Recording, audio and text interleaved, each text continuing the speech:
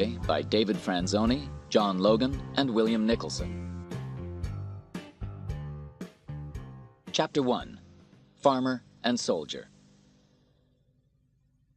At the height of its power, the great Roman Empire stretched from the deserts of Africa to the borders of northern England. Over 1/4 of the world's population lived and died under the rule of the Caesars. In the winter of AD 180, Emperor Marcus Aurelius's 12-year war against the people of Germania was coming to an end. There was one last battle to win. Then there would be peace across the Roman Empire. The man walked through the sun-warmed Spanish field, his hand touching the wheat. He looked past apple trees to a farmhouse. He heard a child laughing somewhere near. A bird flew onto the branch of a tree close to him, and they looked at each other. The man smiled. Suddenly, the sound of shouts and horses frightened the bird, and it flew up into the air. The noise broke through the man's daydream, and he came back to the real world with a crash. He was not dressed in farmer's clothes, as he had imagined, but in the proud armor of the Roman army. The field was burnt and muddy from battle, without a green leaf on it. Beyond the tree line ahead, somewhere in the forest, the German armies were preparing to attack again. The man knew that behind him an enormous army waited. The Roman army. 40,000 men. His army. Maximus the farmer was Maximus, the commanding general of the Army of the North, for one more battle. One last battle. And then he could go home to Spain. He turned his horse and rode back to his men. 30-year-old Maximus was a great general, a man they could trust. He moved among them, checking that they were ready for battle. He looked back frequently to the line of trees. Some of his officers were warming themselves around a fire, and Maximus joined them. "Still nothing?" he asked Quintus, his second in command. Quintus shook his head. "He's been gone for almost 2 hours," he said. "Why are they taking so long? They only have to say yes or no." A young officer gave Maximus a bowl of hot soup. He drank it slowly as they talked, always keeping one eye on the line of trees. "Snow in the air," said Maximus. "I can smell it." "Anything's better than this German rain," Quintus said, looking out at the mud in front of his men. Suddenly, there was a shout. "He's coming!" All eyes turned to the trees. A horseman rode out toward the Roman army. There was something strange about the way he was riding. Maximus was the first to understand. "They say no," he said. As the horse came closer, the other men could see what had happened. The Roman messenger was tied to his horse. His head had been cut off. Maximus knew now what he had to do. Life was suddenly simple. Far away, at the edge of the trees, a German chief appeared. In one hand, he was holding the head of the messenger. He screamed his anger at the Roman army, then threw the head toward them. Maximus's men stared back and waited for their general's order to attack. Several carriages traveled along the road toward the battle area, protected by Roman soldiers. Inside the first carriage were the royal family, the emperor's son and daughter. 28-year-old Commodus and his beautiful older sister Lucilla were dressed in rich, warm clothes. They had left Rome 2 weeks before. "Do you think he's really dying?" Commodus asked Lucilla. "He's been dying for 10 years, she replied. "I think he's really sick this time, and he's sent for us." He pointed to the following carriages.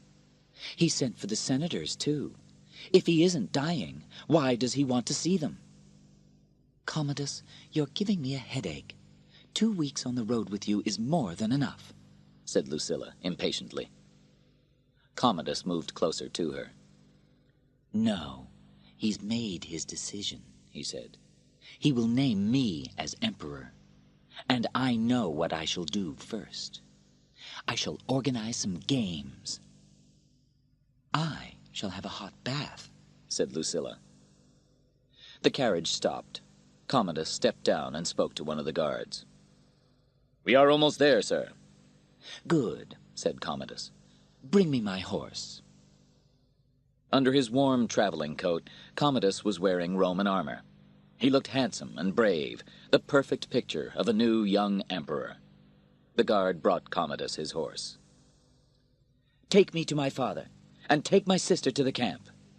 Commodus reached out a hand to Lucilla. "Kiss," he said, smiling like a little boy. Lucilla brushed his fingers with her lips, then watched him ride away. Marcus Aurelius, Emperor of Rome, sat on his horse and stared at the army below. His hair and beard were white, but only his eyes really showed his age and state of health. Marcus knew he was dying, and soon he must name the next emperor. But first, this battle must be won. From another hill, Maximus also looked down onto the Roman army. His men were ready to fight. The German soldiers started to move out from the trees. There were thousands of them, dressed in animal skins, shouting at their Roman enemies. Maximus bent down from his horse and took some earth in his hands, as he did before every battle. Then he let it fall through his fingers. It was a sign his men had seen many times before, and they knew what it meant. Maximus gave the command, and a flaming arrow shot into the sky. Hundreds more followed. Thousands of German soldiers rushed forward and met the first line of Romans. The air was filled with the sound of screaming as more arrows landed, and men from both armies died terrible deaths. Maximus led soldiers on horseback into the battle at the same time as 5,000 Roman foot soldiers moved forward from another side. Each man marched behind a large shield. Each carried a sword. The Germans were caught between two walls of death. Above them, the sky was full of flaming arrows. They were fighting for their lives. Suddenly, Maximus was trapped between two Germans. He swung his sword around in a circle, striking both men dead. Then he rode forward again, and his sword cut through the enemy soldiers in his path. Maximus's horse suddenly fell forward, a German sword in its neck. The general flew over his horse's head and crashed to the ground. There was danger all around him, but he continued fighting. He found the Roman flag, still in the hand of a dead soldier, and held it high. His men fought their way toward it and defended their position bravely. More and more Roman soldiers moved forward onto the battleground. They were well trained and had the best equipment and armor. The Germans were not as good as the confident Roman army, and finally they began to tire. Maximus saw that he was winning and moved up a little higher on the hill. From there he could see and command his men better. The enemy began to lose confidence, and some turned and ran. More joined them, and soon the only Germans on the battlefield were dead or dying. Maximus went back down and walked among them. As he stepped over bodies, he began to relax and let his sword arm fall to his side. Behind him, a dying German suddenly lifted himself from the ground and rushed forward with his sword. Maximus was calling an order to one of his officers when he saw the sudden look of terror on the officer's face and immediately swung his sword around, cutting off his attacker's head. There was so much power behind the sword that it flew from his hand and landed in a tree. Maximus had no strength left to pull it out again. The battle had ended. As he looked at the dead around him, he could only think that his men had won, and he had lived.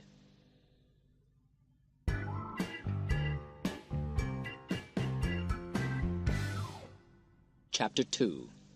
The Last Battle. Emperor Marcus Aurelius sat on his horse on the top of the command hill with guards on each side to protect him. He watched as the battle slowly progressed, and it became clear that the Roman army had won. Marcus hoped it would be many years before they had to go to war again. Certainly not before he died. He had no wish to see another battle. He turned to his guards. "I will leave now," he said. "I have seen enough." Maximus looked at his sword in the tree. His face was covered with blood and mud. The beat of his heart was beginning to slow down as the noise of the battle became quieter. There were other sounds now. Screams from the dying and cries for help.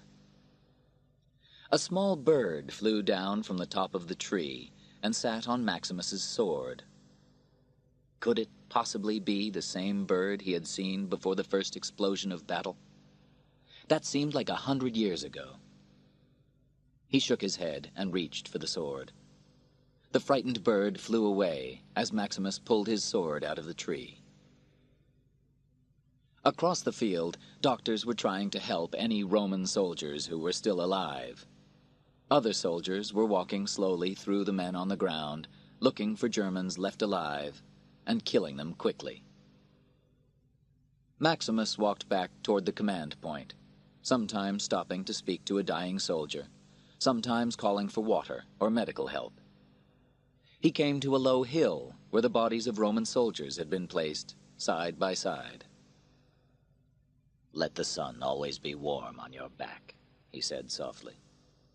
"You've come home at last." "You're a brave man, Maximus, and a good commander," said a voice behind him. "Let us hope it is for the last time."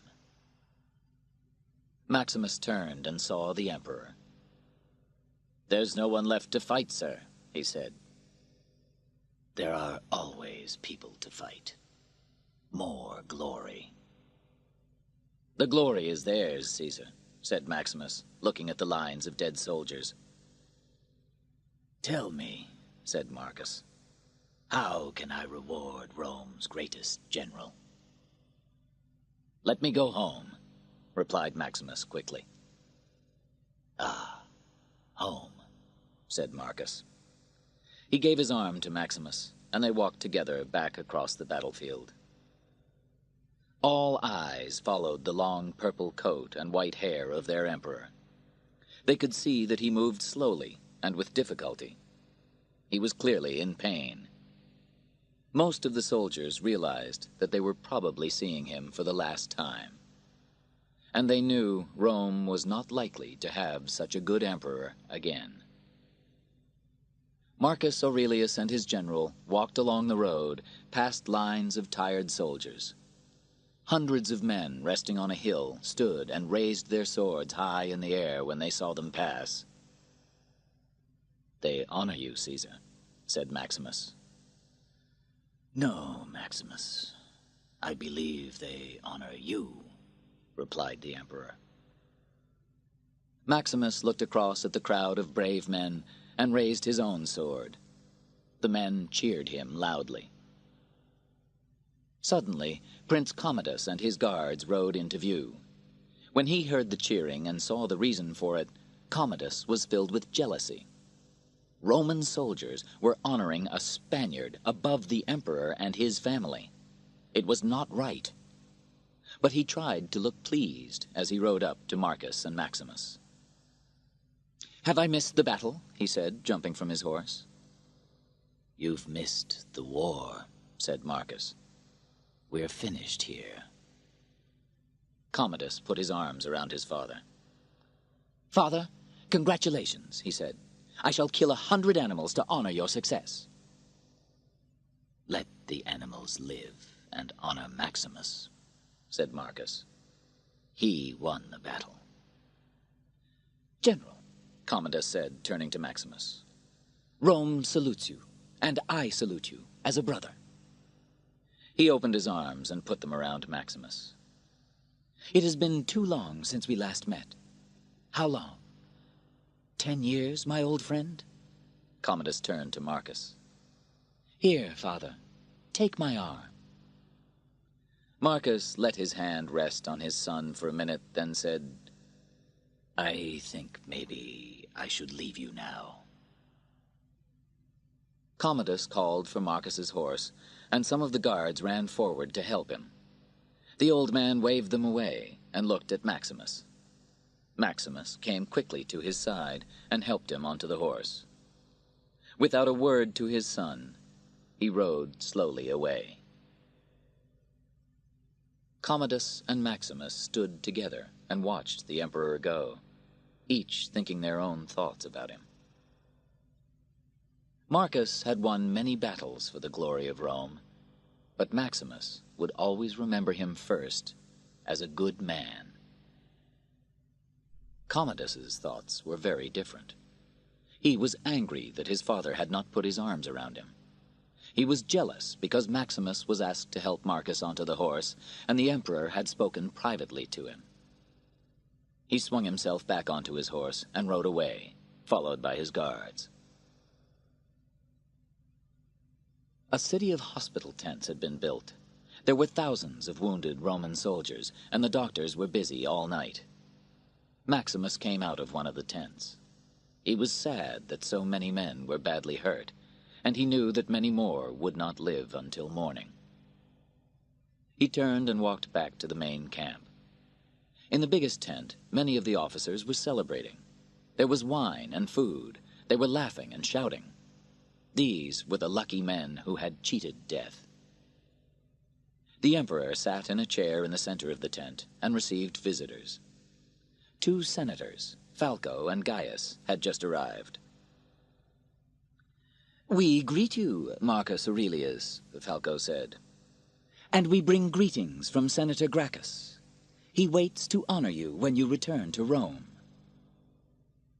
When Maximus entered the tent, officers came forward to meet him. Someone gave him wine. Others held their hands out to him. Quintus stopped his conversation when he saw his friend. "Still alive. The gods must love you," they both said together, laughing.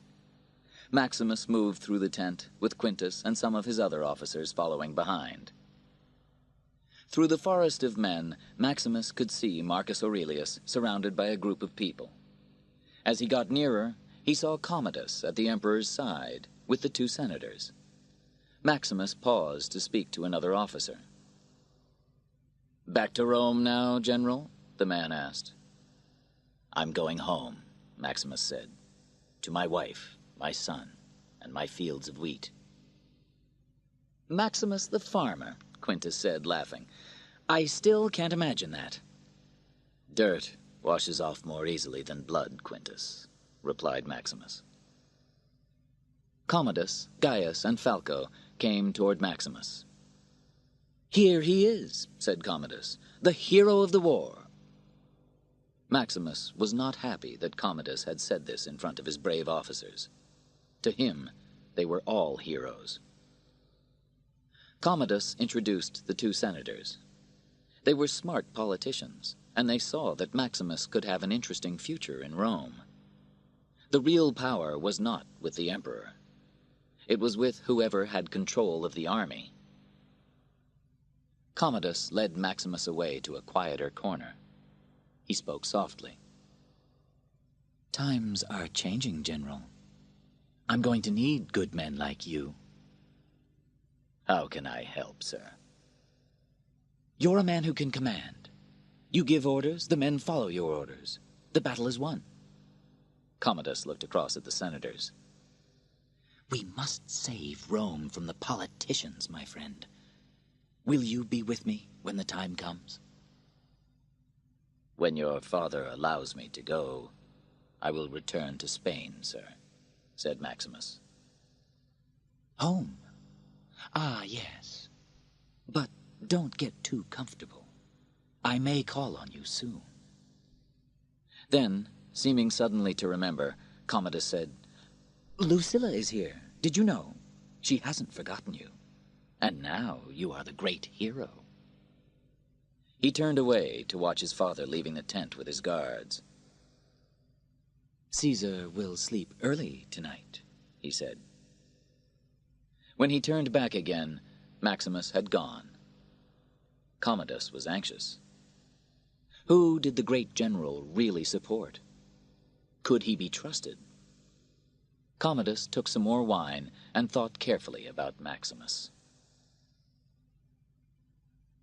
Marcus's slaves helped him into the royal tent. Lucilla was already there.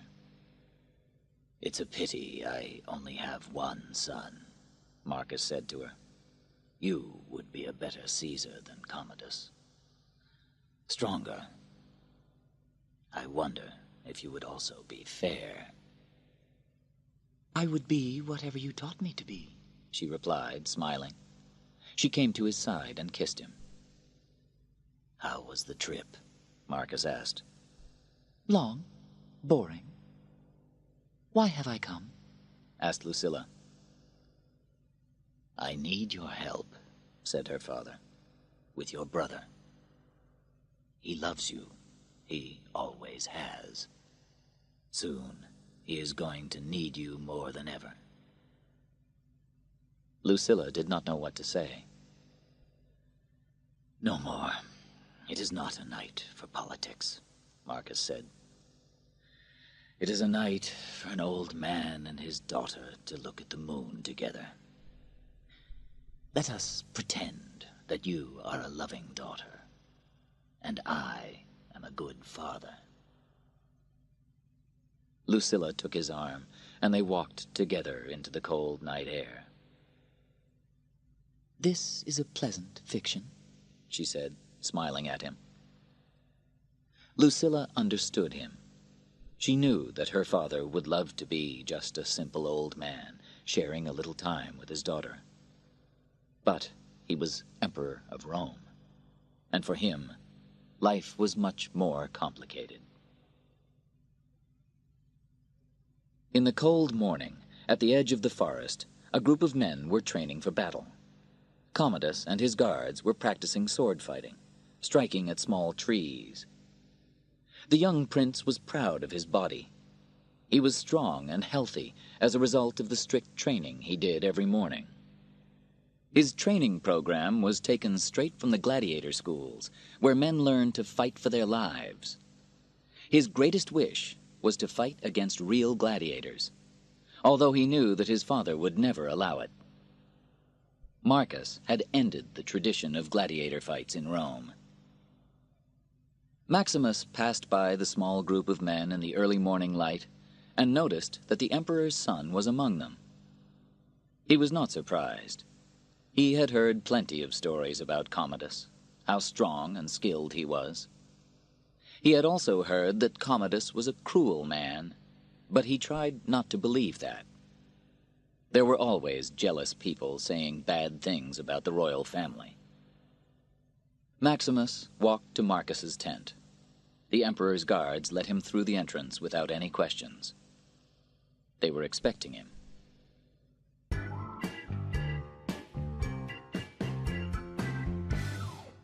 Chapter 3. One More Duty. The only light in the emperor's tent came from oil lamps. Marcus sat with his back to Maximus. He was writing his diary, and at first he did not realize Maximus had arrived. "Caesar, you sent for me," said Maximus. Marcus, lost in his thoughts, did not reply. "Caesar," Maximus repeated. "Tell me again, Maximus," Marcus said. "Why are we here?" "For the glory of the Empire, sir." At first he thought Marcus had not heard him. Then Marcus slowly got up from his desk and softly said, "Yes, I remember."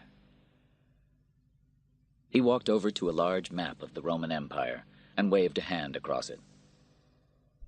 "Do you see it, Maximus? This is the world I have made. For 20 years I have tried to be a student of life and of men. But what have I really done?" He touched the map. "For 20 years I have fought and won battles. I have defended the empire and increased it. Since I became Caesar, I have only had 4 years of peace. And for what? To make our borders safe, said Maximus. To bring teaching and law. I brought the sword, nothing more. And while I have fought, Rome has grown fat and diseased. I did this. And nothing can change the fact that Rome is far away, and we shouldn't be here. But Caesar, Maximus started, but Marcus interrupted him. Don't call me that, he said. We have to talk together now, very simply, just as men. Can we do that? 40,000 of my men are out there now, freezing in the mud, said Maximus. 8,000 are wounded, and 2,000 will never leave this place. I won't believe they fought and died for nothing. What do you believe, Maximus? That they fought for you, and for Rome, he replied. And what is Rome, Maximus? Tell me. I've seen too much of the rest of the world, and I know it's cruel and dark. I have to believe that Rome is the light. But you have never been there, said Marcus. You have not seen Rome as it is now. Maximus had heard stories about Rome. People in the cities were hungry, and food prices were much too high. Some Romans had become very rich, but most were poor. Bridges, roads, and ports all needed repairs, while tax money went into the pockets of the rich. There were many things wrong at the heart of the enormous empire. I am dying, Maximus, and I want to see that there has been some purpose to my life. Marcus sat down again. It's strange. I think more about the future than the present. How will the world speak my name in future years? He held out his hand to Maximus, who took it and came to sit next to Marcus. You have a son, said the emperor. You must love him very much. Tell me about your home. The house is in the hills above Trujillo, Maximus began. It's a simple place, pink stones that warm in the sun. There's a wall, a gate, and a small field of vegetables. Maximus looked up and saw that the old man had closed his eyes as he listened. He was smiling. Through the gate are apple trees. The earth is black, Marcus, as black as my wife's hair. And we grow fruit and vegetables. There are wild horses near the house. My son loves them. How long is it since you were last home? 2 years, 264 days, and 1 morning. Marcus laughed. I am jealous of you, Maximus. Your home is good, something to fight for. I have one more duty to ask of you before you go home. What would you like me to do, Caesar? Before I die, I will give the people a final gift. An empire at peace should not be ruled by one man. I want to give power back to the Senate. Maximus was shocked. But, sir, if no one man holds power, all men will reach for it. You're right. That is why I want you to become the protector of Rome. Give power back to the people of Rome. Maximus said nothing. You don't want this great honor? With all my heart, no. That is why it must be you, Marcus replied. But what about Commodus? Commodus is not a good man. I think you already know that. He must not rule. You are more of a son to me than he is. Marcus stood up. Commodus will accept my decision. He knows the army is loyal to you. A piece of ice struck Maximus's heart. "I need some time, sir," he said. Of course.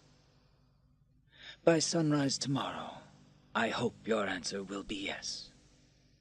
Now, let me hold you as a son. Marcus put his arms around Maximus. Maximus left the Emperor's tent feeling anxious. One more duty, one he did not want. But could he refuse? He was a loyal soldier, loyal to Rome and to Caesar. He stood outside the tent, trying to think clearly.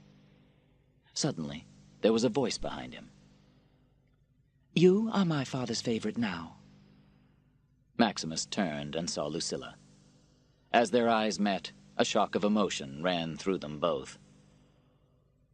It was not always true, said Lucilla. Many things have changed since we last met, said Maximus, and he turned to walk away. What did my father want with you? To wish me luck before I leave for Spain, he replied. You're lying, said Lucilla. I could always tell when you were lying. You're not very good at it. I was never as good as you, my lady. Lucilla did not try to deny it. Again, Maximus tried to leave. Maximus, please. Is it really so terrible to see me again? No. I'm sorry. I'm tired from battle, he said. And you're upset to see my father so weak. Commodus expects our father to name him in a few days as the next Caesar. Will you be as loyal to him as you have been to Marcus? This was a difficult question, but Maximus never forgot that he was talking to one of the royal family. I will always be loyal to Rome, he said. Do you know I still remember you when I speak to the gods? Said Lucilla, smiling. I was sorry to hear of your husband's death. I understand you have a son. Yes, said Lucilla. Lucius. He's almost 8 years old. I, too, have a son who is 8 years old. They smiled at each other again. I thank you for your kind thoughts, said Maximus. And then he walked slowly back to his tent. Lucilla watched him go. Her thoughts were confused, and her emotions reminded her that she had once loved this man. Maximus sat in front of a low table in his tent. On the table were small wooden figures of his family, parents and grandparents. In the center, protected by the others, were the two smallest figures. These were his wife and child. As he looked at his family, he tried to imagine what his father or grandfather would do in his situation. What would they decide? How would they advise him? He picked up the figure of his wife and kissed it. Cicero, he called out. Behind him, his servant Cicero appeared and gave him a drink. Do you ever find it difficult to do your duty? Maximus asked him. Cicero, a tall, thin man with long hair, thought about the question for a few seconds. Sometimes I do what I want to do, sir, he said. The rest of the time, I do what I have to do. Maximus smiled. We may not be able to go home, he said, sadly. Marcus Aurelius sat in his great tent, lit only by the light of a fire, and prepared himself to tell Commodus of his decision. Finally he said, "You will do your duty for Rome." Commodus stood in front of him, proud and tall, waiting to hear his father name him as the next Caesar. "Yes, father," he said. "But you will not be emperor," Marcus said. Commodus froze as his future suddenly disappeared. "Who will take my place?" he asked. "My power will pass to Maximus, to hold until the Senate is ready to rule. Rome will be a republic again." "I can see that you are not happy, my son." "You break my heart," Commodus said. "I have tried to make you proud, but I could never do it. Why do you hate me so much? I only wanted to be your son, but I was never quite good enough." Marcus put his arms around his son, and Commodus cried. "Why does Maximus deserve this instead of me? Why do you love him more than me?" His voice grew louder as he held his father's head tighter and tighter. Marcus could not breathe. He began to move, trying to get away, but Commodus held his father's face close against his chest. His strength was too great. Marcus could not escape. Commodus did not relax until he felt his father's body drop in his arms. He placed him on the bed, dead. "You didn't love me enough," he said softly. Quintus woke Maximus in the middle of the night. Maximus realized immediately that there was trouble. "The Emperor needs you," Quintus said. "It's urgent." "What is it?" Maximus asked. "They did not tell me," said Quintus. They hurried to Marcus's tent together. At the entrance, the guards let them through without a word. Inside, Maximus saw Commodus first. His face was white, but showed no emotion. Lucilla stood in a corner of the tent, looking down at the floor. Then Maximus saw Marcus, lying on his bed. He knew immediately that he was dead. "How did he die?" he asked. "In his sleep," said Commodus. "The doctors say there was no pain." Maximus looked at Lucilla, but she turned away. He walked to the bed, bent over Marcus, and kissed the top of his head. Then he stood and faced Commodus. Commodus looked back at him and held out his hand. "Your emperor asks for your loyalty," he said. "Take my hand, Maximus." Maximus understood the situation exactly. He knew without a doubt that Commodus had killed his father. "I shall only offer it once," said Commodus. Maximus walked past him and out of the tent. Quintus already had his orders from the new Caesar. Commodus looked across at him, and he followed his general out into the night. Lucilla bent over her father and kissed him. Then she turned to her brother. Their eyes met. She hit his face twice, hard. He stepped back, shocked. Then she took his right hand, lifted it to her lips, and kissed it. "I greet you, Caesar," Lucilla said, without emotion. Back in his own tent, Maximus called to Cicero. "I must talk to the senators," he said. "Wake Gaius and Falco. I need their advice." Quintus arrived just then and caught the servant's arm to stop him. "Maximus, please, be careful." "Careful? The emperor was murdered," said Maximus. "No," said Quintus. "The emperor died in his sleep." Maximus looked toward the entrance of the tent and saw 4 royal guards with their swords ready. They came in and quickly tied his hands and arms. "Please, don't fight, Maximus," said Quintus. "I'm sorry. Caesar has spoken." Maximus understood.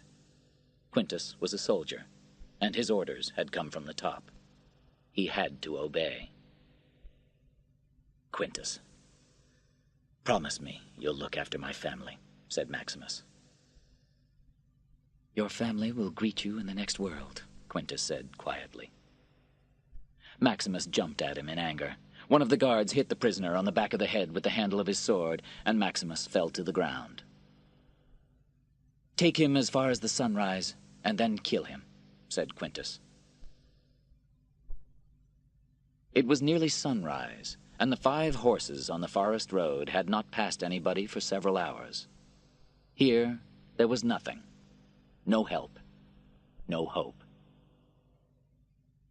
"All right, this is far enough," said Cornelius, the oldest of the guards and their leader. "Take him down there. No one will ever find him."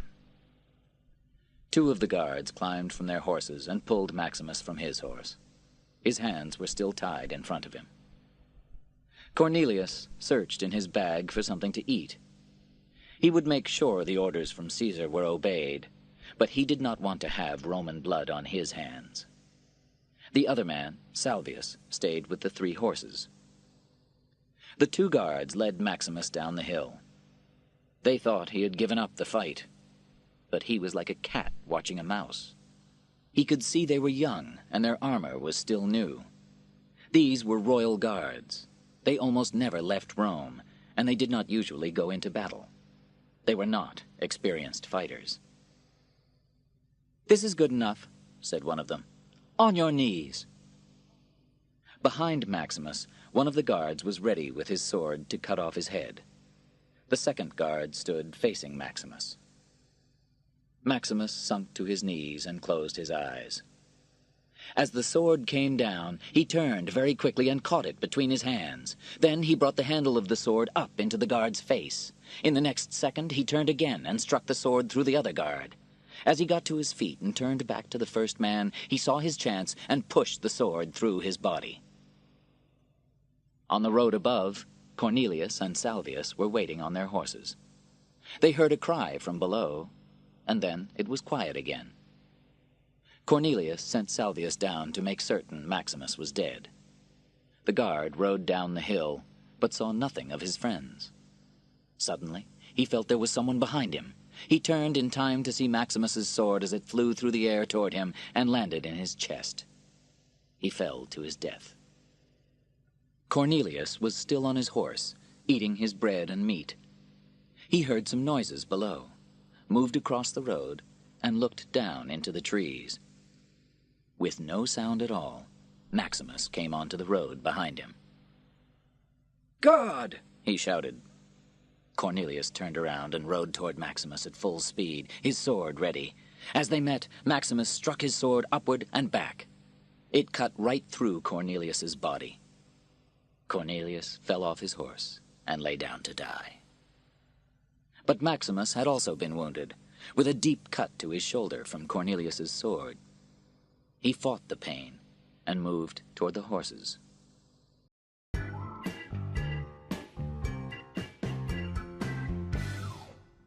Chapter 4. A Prisoner Again. Maximus rode fast through the German forests on Cornelius's horse. He was leading one of the other horses behind him. He had put a cloth around the cut in his shoulder, but it was bad and gave him a lot of pain. Blood ran down his arm as he rode, but he did not have time to stop. By the middle of the day, he had crossed into the east of France. He rode his horse as hard as he could. He had to get home before it was too late. Into the night he continued riding, not stopping for water, food, or rest. He saw nothing as he passed through the country, and he remembered nothing. He could only think that time was passing so quickly. He became hot and tired and decided to throw off his armor. His horse was also tired, and he knew it could not go much further. He changed horses and continued his urgent flight toward Spain and the faraway hills above Trujillo. In the light of early day, the Spanish hills around the farm and house were unbelievably beautiful. An 8-year-old boy with dark hair was in a field beside the pink stone house. He was training a wild horse, making it walk around the field.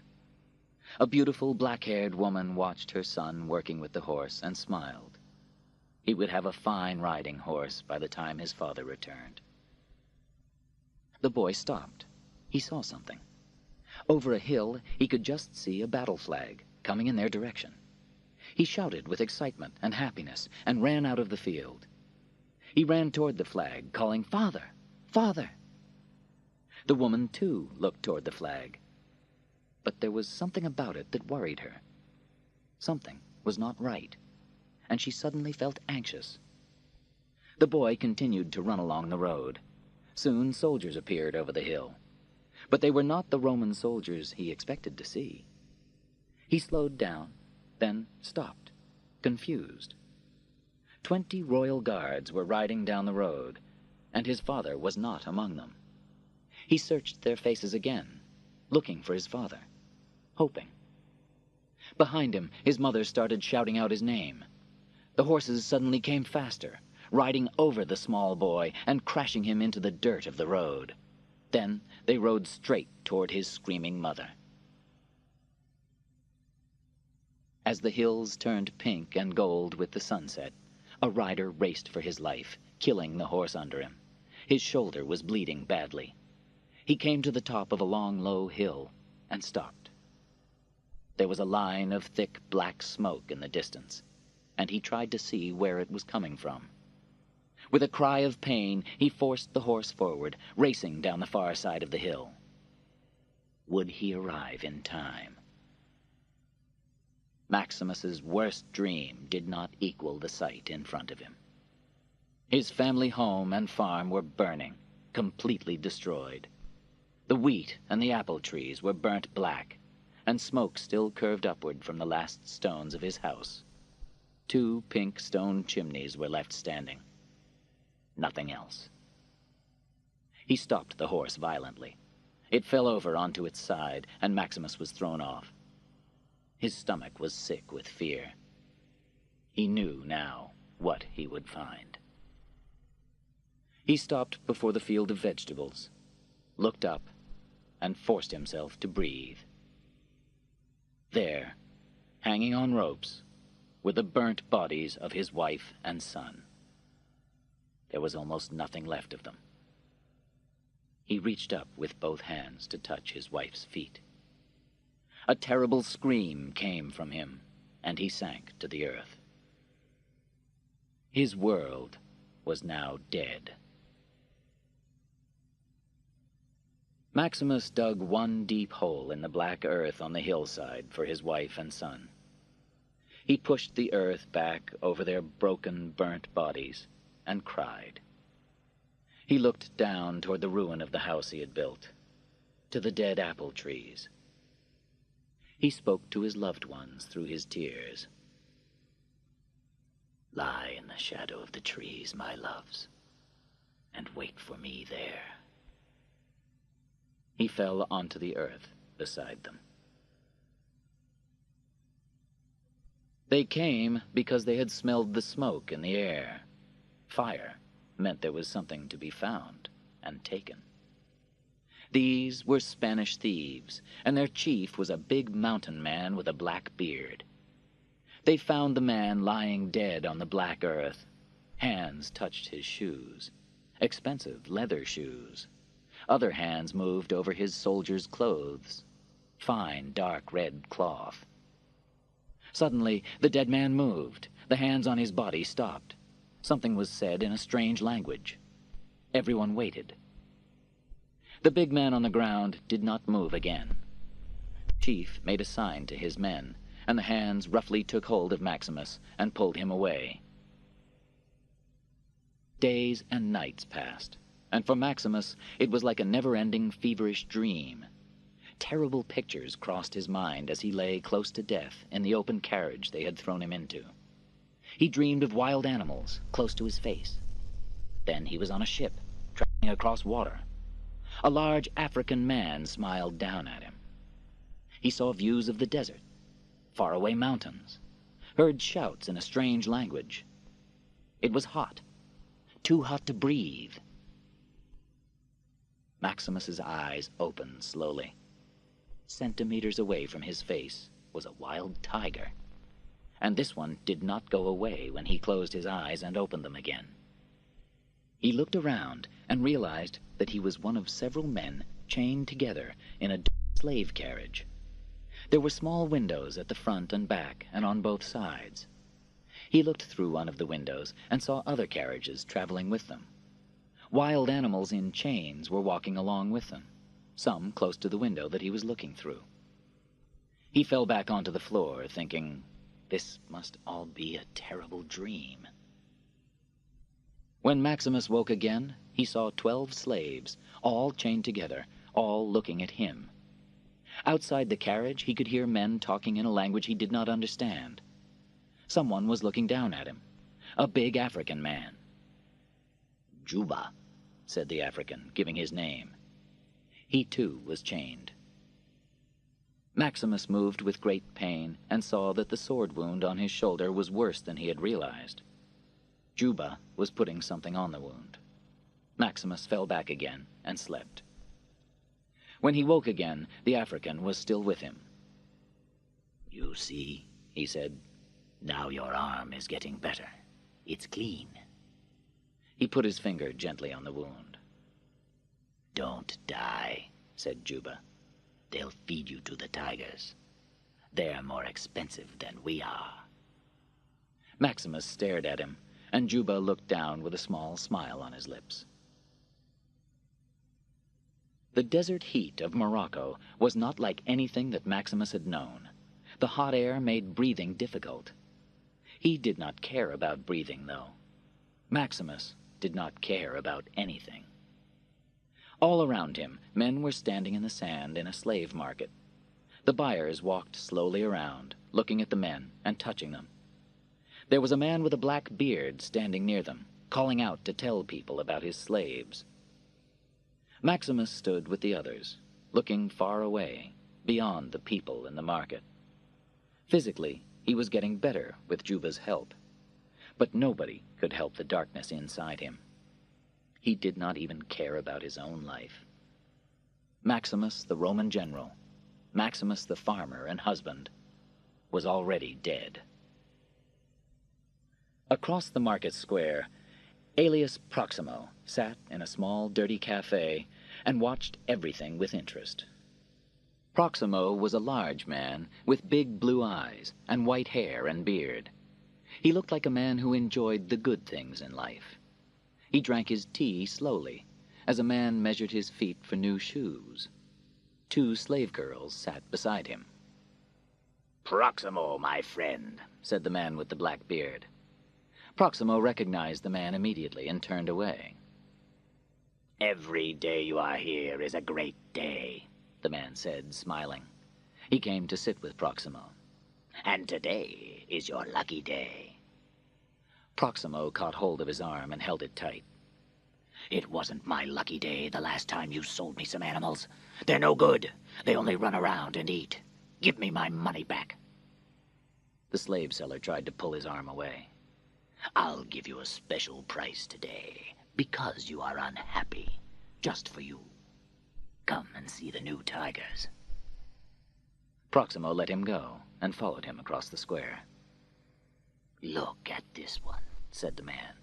"Isn't he a beauty?" Proximo looked at the tigers through the bars. "Do they fight?" he asked. "Of course. For you, my special price. Only 8,000. "For me," said Proximo, 4,000. That's my special price." "4?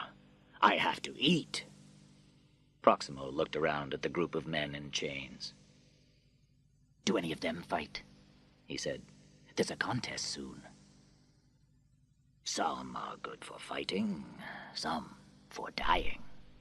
You need both." Proximo walked over to Juba. "Get up," he commanded the big African. Juba lifted his head and looked at him. He got up slowly. Proximo looked at him carefully. He turned over Juba's hands and felt the hard skin. Then he moved on to Maximus. He saw the wound on his arm, and then he saw the mark just above it. the letters SPQR. Proximo knew that they meant Senatus Populusque Romanus, the Senate and the Roman people. "A soldier," said Proximo. "Did you run away?" he asked Maximus.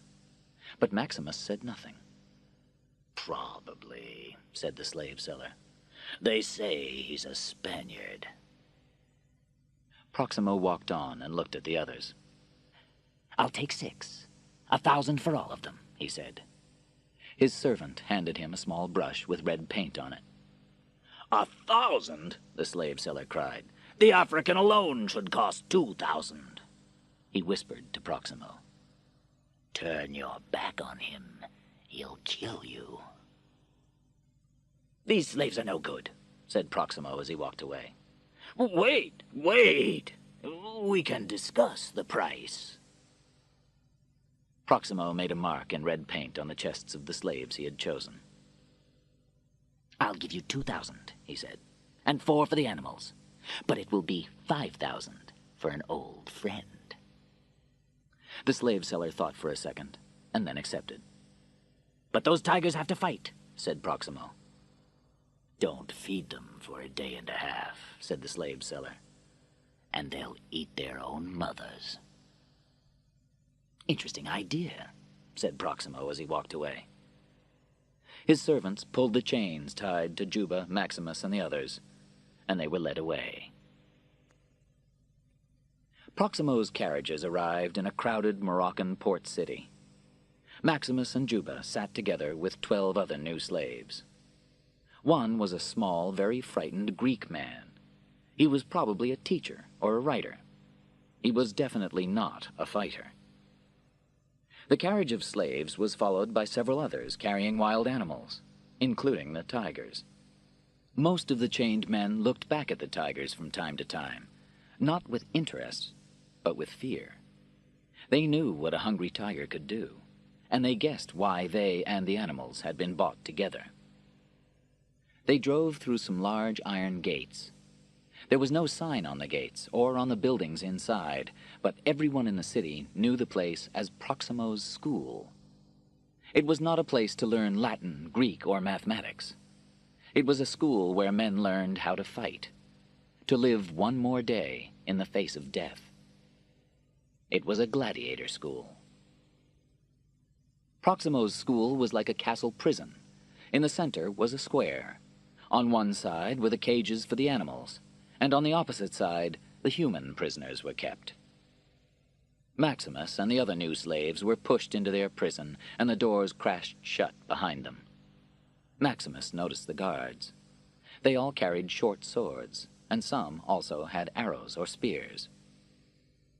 At the far end of the square, a group of about 10 men were training. Battle practice, thought Maximus. Like Commodus. A very big man was teaching 2 new gladiators how to throw a spear. They were trying to hit a picture of a man, but they were not very good. Both students missed it. The teacher threw his spear and hit the picture in the stomach. "Hacken," said a voice from behind, naming the teacher. Maximus turned to see Proximo, who was admiring Hacken's strength. He and Maximus stared at each other. "Spaniard," Proximo said, naming Maximus. Then he moved along the line, naming each new slave. "Thief. Murderer." Suddenly he stopped and smiled. "Proximo," he said. "Anyone know the meaning of that?" "Nearest, dearest, close to." "I am Proximo. I shall be closer to you in the next days than your own mothers were. I did not pay good money to buy you," Proximo said. "I paid to buy your death. You may die alone, in pairs, or in groups. Who knows? Many different ways with just one ending." He walked around his new slaves, enjoying himself. "And when you die, and you will die, the sound of cheering will send you to the next world." Proximo raised his hands and stretched them out to the group of slaves.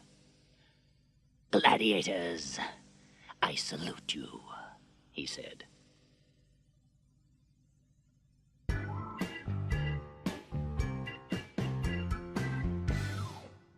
Chapter 5. New Gladiators. Proximo never missed training for the new boys. He could learn so much about them. The more experienced gladiators trained against each other, working with swords and spears and with shields and armor. The new ones were put together into a small arena in the center. One by one, they were given heavy wooden swords and sent in to face the teacher. He had a similar sword. Proximo watched from a short distance. Very quickly, his trained eye could sort the new class into two groups. The fighters were marked with red paint, and the others with yellow. Hakan enjoyed his job as gladiator teacher. He took great pleasure in knocking away the swords of his new students and then hitting them hard so they fell onto the dirt. It was soon Maximus's turn to face Hakan. "Spaniard!" Hakan called to him. Maximus went forward slowly. Proximo watched more closely to see what would happen. Maximus picked up the sword and stood facing Hakan. Suddenly, everyone, especially Hakan, saw that this man was a fighter. There was something about the way he held the sword, the way he stood. But most of all, there were his eyes. There was no doubt. He knew how to fight. Maximus lifted the sword and then dropped it to the ground. He seemed to be saying, "I could kill, but I choose not to." Hakan was surprised. Was this an insult? He looked to Proximo for orders. Proximo made a sign to him to continue. Hakan struck Maximus across the stomach. Maximus fell forward, but then stood straight again and faced him. Hakan looked again to Proximo, and again he was told to continue. This time, Hakan struck Maximus across his wounded arm. Maximus almost fell to the ground, but managed to stay on his feet. All the time, he stared straight at Hakan, who was becoming very angry. Maximus's thoughts were clear. "I may be low, but I'm not as low as you. I won't kill for sport." Proximo found it very interesting. Hakan lifted the sword again, ready to hurt Maximus really badly, but Proximo stopped him. "That's enough for now," he said. "His time will come." He looked behind him to the servant with the pots of paint. "Mark that one," he said. In the heat of the late afternoon, Hakan, Juba, the Greek, and the other new gladiators sat on the ground in the shadows. Maximus lay by the wall to one side. He had a small sharp stone and was using it to try to remove the letters SPQR from his arm. Juba called out to him, "Spaniard, why didn't you fight? We all have to fight." Maximus did not answer. The young Greek was very frightened. "I don't fight," he said. "I shouldn't be here. I'm a secretary. I can write in 7 languages. "Good," said Hakan. "Tomorrow you can scream in 7 languages." The other gladiators laughed. Juba moved closer to Maximus and watched him digging the stone into his skin. "Is that the sign of your gods?" he asked. Maximus did not answer. Behind them, Hakan was making fun of the Greek. "Maybe the secretary will be the one who wins his freedom," he laughed. "Freedom?" the Greek replied. "What do I have to do?" "You go into the arena, and you kill me," Hakan replied. "Then you kill him, and the African, and him, and 100 more. And when there are no more men to fight, you're free." "I can't do that," cried the Greek. "No," said Hakan, suddenly serious. "But I can." He looked from one gladiator to the next, until his eyes rested on Maximus. Maximus stared back at him. his face like stone. Proximo and his gladiators walked through the streets of the town on their way to the arena. Hakon and the gladiators were chained together, and Proximo's guards walked with them. They were all carrying short swords. The arena was small. It was not like the enormous Colosseum in Rome, although it was there for the same reason: to entertain the people. This arena was just a circle of sandy ground with a lot of seats around it. But the seats were filled with people, and the people were expecting to see blood. Maximus and the other gladiators were taken to a small area behind the seats. Above them were Proximo's seats, next to the seats of several other gladiator trainers. This special position gave the trainers a good view of the arena, and they could also see the gladiators preparing to fight. They discussed their gladiators together before the contest started: who would live and who would die. "Has the African fought before?" one of the men asked Proximo. "No, first time." "And that one?" he asked, pointing to Maximus. "Soldier?" "Him? He's no good," said Proximo. "But I have an idea." He called down to his guards. "Chain the Spaniard to the African," he said. The other man was not sure about Maximus. He liked the look of the Spaniard. "I think he'll live through this fight. You think he'll die," he said. "Let's put money on the result. 1,000? "Against my own man, I don't do that," said Proximo. "And if I make it 5,000? Proximo thought about it. That was a lot of money. Proximo liked to see his new boys before they went to fight. A guard called for silence as he walked into the waiting area. "Some of you are thinking that you won't fight," Proximo said, "and some that you can't fight. They all say that until they're out there." He pulled a sword down from a shelf. "Push this into another man, and the crowd will cheer and love you. You may even begin to love them back." He stuck the point of the sword in a table. "In the end, we are all dead men. Sadly, we cannot choose how. But we can decide how we accept that end, so we are remembered as men. You go out into the arena as slaves. You come back, if you come back, as gladiators." Outside, the crowd was getting impatient. Before he left, Proximo walked down the line of men, saying who must be chained together. They were all put in teams of 2, and it soon became clear that the method was to chain a red to a yellow. Each good fighter was with a certain loser. Hakon was chained to the crying Greek secretary. Maximus, a loser because he had refused to fight Hakon, was chained to Juba. Maximus turned to look at the closed door. From the other side they could hear the shouts of the crowd. Suddenly, Maximus bent down and picked up a little sand from the ground, then let it fall through his fingers. Juba watched him, but did not understand. When Maximus stood up again, he looked different. He was ready for battle. Outside, the crowds were cheering and shouting. There was the sound of drums. Everyone stood anxiously waiting.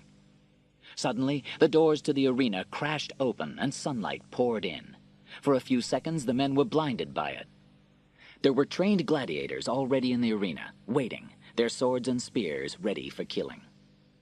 The new gladiators ran out, some to immediate death. Side by side, their chain loose between them, Maximus and Juba ran out into the arena. It was not a fair fight. The new men had only one small sword and no armor. The experienced gladiators had much better equipment. Maximus and Juba fought together. Juba was surprised to see that his partner, marked with the yellow of cowards, was fighting bravely. All the anger and pain inside Maximus had come out, and he was better than any man in the arena. He knew this was not his day to die. Not like this. Together, they killed the first pair of gladiators. Others came to fight them, and for a second, Juba lost his sword as he attacked. Maximus pulled him clear of the other man's sword and then struck the attacker hard. His sword point came out the man's back. He and Juba worked together as a team. They were strong and fast, and many of the attacking gladiators were killed by them.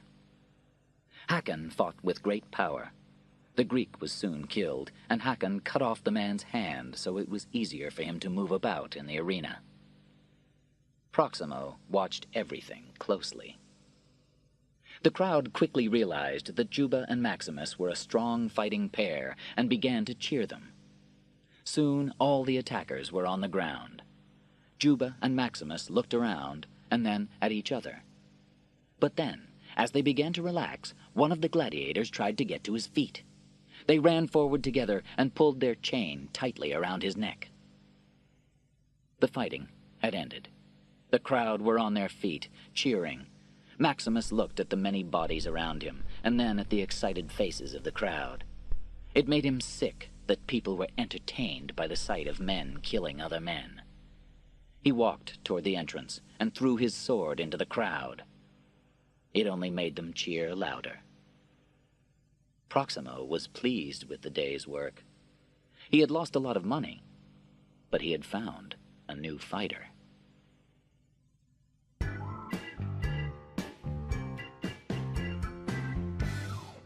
Chapter 6. Caesar's Arrival in Rome. It was a special day in Rome, a holiday. 50 black-armored royal guards marched down the main street of Rome, followed by hundreds of men on horses. Behind them came the royal carriage. Commodus, the new emperor of Rome, was coming home. His sister Lucilla was sitting next to him. Another 50 guards marched behind them. Close to the royal carriage, on a beautiful black horse, rode Quintus, the new commander of the royal guards. Commodus had told the Senate that he was now the commander of the Roman army, and that the army was loyal to him. Many senators doubted it, but there was no one in Rome with enough power to take control. And so nothing could stop Commodus. The people had been told that their new emperor would arrive in Rome on this date at this time. The city was cleaned up, and purple flags were hung outside the most important buildings. The citizens of Rome lined the streets at the time he was expected. The crowd was not very big, and it was not very enthusiastic. They cheered, but not loudly. Commodus was young and had no experience, but the people could forgive that. They were more worried about the stories they had heard, that Commodus was selfish and cruel. He was not his father, and they had loved Marcus Aurelius. Commodus had much work to do to make himself popular and win the support of the people. Ahead, on the steps of the Senate, a group of senators stood waiting. Falco, Gaius, and Gracchus were among them. Lucius, Lucilla's 8-year-old son, was standing with them. Senator Gracchus, a white-haired man in his 60s, was not happy about the new emperor. He is entering Rome like a hero. But what has he ever done? He said. Give him time, Gracchus, Falco answered. He's young. I think he could do very well. For Rome? Asked Gracchus. Or for you? Falco turned to Lucius. It's a proud day for all of us, isn't it, Lucius? He said. I'm sure Senator Gracchus never thought he'd live to see such a day. Lucius watched as the royal carriage came closer, then ran down the steps when it arrived. He jumped up into his mother's arms, and she held him tight and kissed him. Commodus raised his arm in salute to the crowd, but he could see that the crowd was small, and the cheering was only polite. Rome greets her new emperor, Falco said. Your loyal people are here to welcome you, sir. Thank you, Falco, replied Commodus, for bringing out the loyal people. I hope they weren't too expensive. He turned to Gracchus.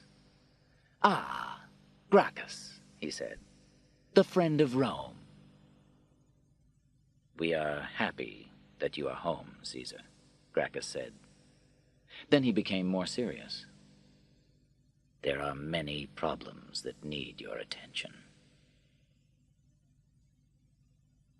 In the royal palace, Commodus was meeting with the senators. He was following his sister's advice and listening to them patiently. Senator Gracchus had a list of problems in the city. He was anxious that Commodus look at them without delay. And here are some suggestions from the Senate. Ideas for solving the problems, he said. Commodus walked around the room, losing interest.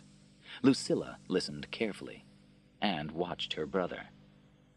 Finally, Commodus could not listen any longer. You see, Gracchus, this is exactly the problem, he interrupted. My father spent too much time listening to the Senate, and the people were forgotten. The Senate is the people, Caesar, said Gracchus. Chosen from among the people, to speak for the people. I doubt many of the people eat as well as you do, Gracchus, or have the beautiful home you have, Gaius.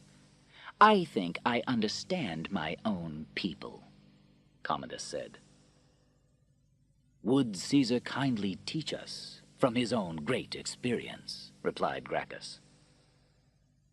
I call it love, Gracchus. I am their father. The people are my children, said Commodus. He was getting angry. Lucilla stepped forward. Senators, my brother is very tired, she said. Please, leave your list with me. Caesar will do everything that Rome needs. She called for a slave to show them out. The senators left, but they were not pleased. It was not a good start for the new emperor. When they had gone, Lucilla turned to Commodus. The Senate can be useful, she said. How? He replied. They only talk. He moved to a window and looked out over the great city. It should be just you and me and Rome. There has always been a Senate, said Lucilla. Rome has changed, he answered. It takes an emperor to rule an empire. Of course, but leave the people their traditions. It had been a tradition for the last 200 years to believe that the Senate ruled Rome through the emperor. But everyone knew the real situation. The army held the political power in Rome, and the real ruler was whoever the army was loyal to. Commodus's thoughts were moving ahead. All the years of my father's wars gave the people nothing, but still they loved him. Why? They didn't see the battles. They knew nothing of the people we fought and killed, or their countries, he said. They care about the greatness of Rome, said Lucilla. And what is that? Can I touch it? See it? It's an idea. It's something they want to believe in, said Lucilla. Commodus was suddenly excited. I'll give them something to believe in. I'll give them great ideas, and they'll love me for it, he said, raising his arms to the sky. I will give them the greatest ideas, the most wonderful Rome ever. There were artists at work in the streets, painting enormous pictures on walls. Their pictures showed scenes of gladiators and wild animals fighting, and the sand on the floors of the arenas was red with blood. Crowds stood and stared, watching as the pictures were completed. This was the start of the advertising for Commodus's new idea. Games, Gaius complained to Gracchus and a group of other senators as he joined them in a cafe. 150 days of games. The senators watched the wall painters working outside the cafe.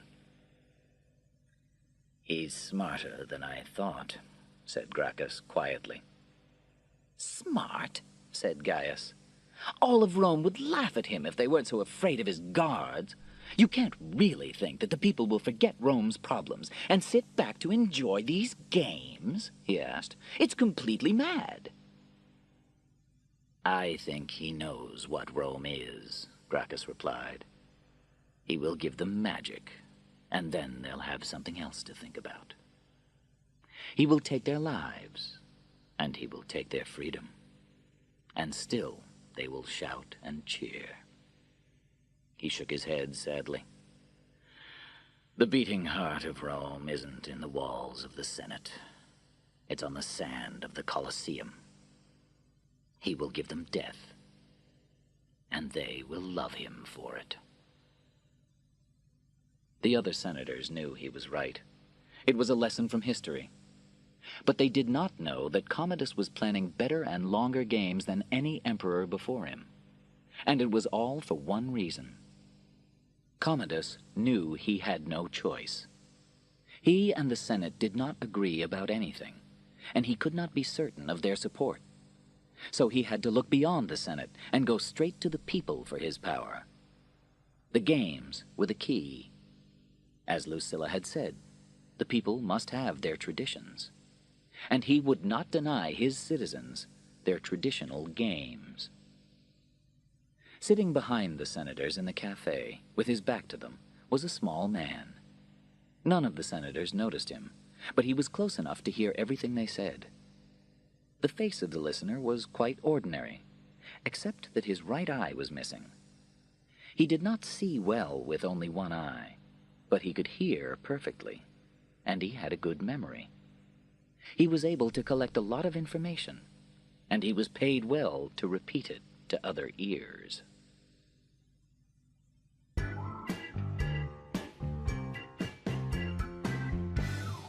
Chapter 7.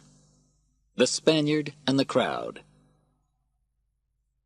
Crowds of people came down the hillside from their small houses above the Moroccan town. They were all going toward the arena, hoping to put a little excitement into their difficult lives. Maximus's arm, now without the letters SPQR, was covered with an arm guard. He had earned the extra protection of armor because of his brave fighting. He bent and picked up some dirt from the ground, watched it disappear through his fingers, and walked quickly toward the entrance to the arena. Proximo walked with him. "You just kill, Proximo shouted at Maximus. "You make it look too easy. The crowd wants a hero, not just someone cutting up meat. We want them to keep coming back. Don't kill so quickly. Take more time." The cheers of the crowd grew louder as they got closer to the arena. "Give them an adventure to remember," Proximo shouted above the noise. "Fall to one knee. They'll think you're finished. Then force yourself to your feet. Our hero." He was rushing along to keep up with Maximus. "Remember, you're an entertainer." Without a word to Proximo, Maximus walked out into the arena. There was a cheer immediately. He was a known fighter now, and the Moroccans knew they were going to see some real action. Out in the bright sunlight, 6 fighters waited. Maximus looked at them and decided immediately on his method of attack. He chose the strongest and most confident man first. When that man went down, the others would know they had no chance. He cut them down, one by one, his sword striking through their bodies with great speed. It was all finished in a few minutes. The crowd stood and cheered. They shouted, "Spaniard! Spaniard!" Proximo got up from his seat and walked out. Maximus dropped his arm to his side, stepped over a body, and walked back toward the exit. He picked up a sword from the sand and threw it into the crowd. As it fell to the floor, the screaming crowd grew silent, watching and waiting. "Are you not entertained?" Maximus shouted at them. "Is this not why you came?" He threw down his own sword and walked out of the arena gates and back to the prison area.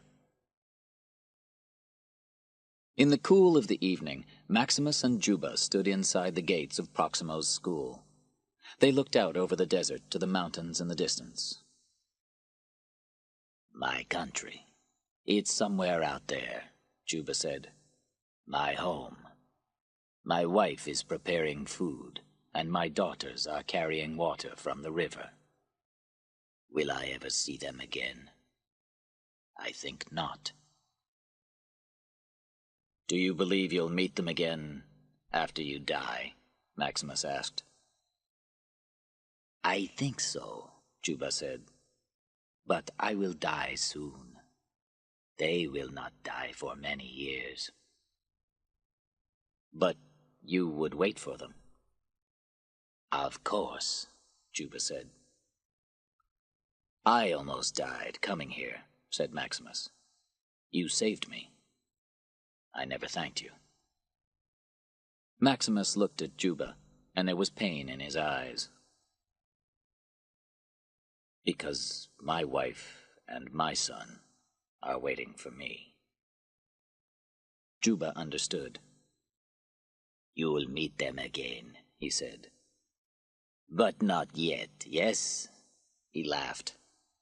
This team was not ready for death. Later that evening, 2 guards came to find Maximus. They took him to Proximo. Ah, Spaniard, he said, sending the guards away. It worries me that although you're good, you could be better. You could be the greatest. You want me to kill? I kill, Maximus said. That's enough. He turned to walk out. Enough for a small Moroccan town like this, Proximo called after him. But not for Rome. Maximus stopped. Rome, he said, suddenly interested. My men have just brought the news, Proximo said. The young emperor has arranged some games in honor of his dead father, Marcus Aurelius. It's strange to think that I had to leave my school in Rome years ago because his father stopped all gladiator contests. But his day has ended now. Yes, said Maximus, quietly, angrily. Proximo laughed. We're going back. After 5 years in this terrible place, we're going back to the Colosseum, he said. Ah, Spaniard, wait until you fight in the Colosseum. 50,000 Romans following every move of your sword.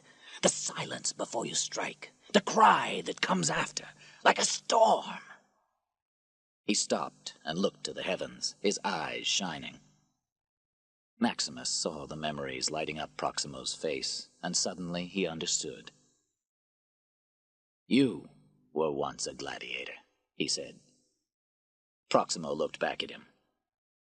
The best, he said. You won your freedom? Maximus asked. A long time ago. Proximo went into the next room and came back carrying a small wooden sword. The emperor gave me this, a sign of freedom. He touched me on the shoulder, and I was free. On the handle of the sword was Proximo's name and the words, "Free Man, by order of the Emperor Marcus Aurelius." I, too, want to stand in front of the emperor, as you did. Then listen to me, said Proximo. Learn from me. I was not the best because I killed quickly. I was the best because the crowd loved me. Win the crowd, and you'll win your freedom. Maximus knew that he was right. I'll win the crowd. I'll give them something they've never seen before. In the royal palace, Commodus stood looking down at Lucius, asleep in his bed. Lucilla entered quietly behind him. She stood in the doorway, watching, worried. He sleeps so well because he is loved, said Commodus, gently brushing a hair from Lucius's face. Lucilla moved forward quickly. Lucius turned over, and she thought he was waking. Shh. Go back to sleep now, she said. She pulled his blanket closer and watched him breathe deeply, already dreaming again. Come, brother, it's late, she said, turning away and knowing he would follow her. Back in his own room, Commodus sat on the bed and picked up a document. He looked at it, then let it fall to the floor. The table next to his bed was covered in other papers, plans for the new Rome and documents from the Senate. I can't sleep, he complained. The Senate is always sending me papers, and my own dreams for Rome are making my head ache. Lucilla prepared a drink for him, secretly mixing in some medicine. Quiet, brother. This will help. She held out the drink to him and watched as he drank it. Are the people ready for me to close the Senate yet? What do you think? Should I have the senators killed? Some or all of them? He asked Lucilla. We'll talk about it tomorrow. Sleep now, she said.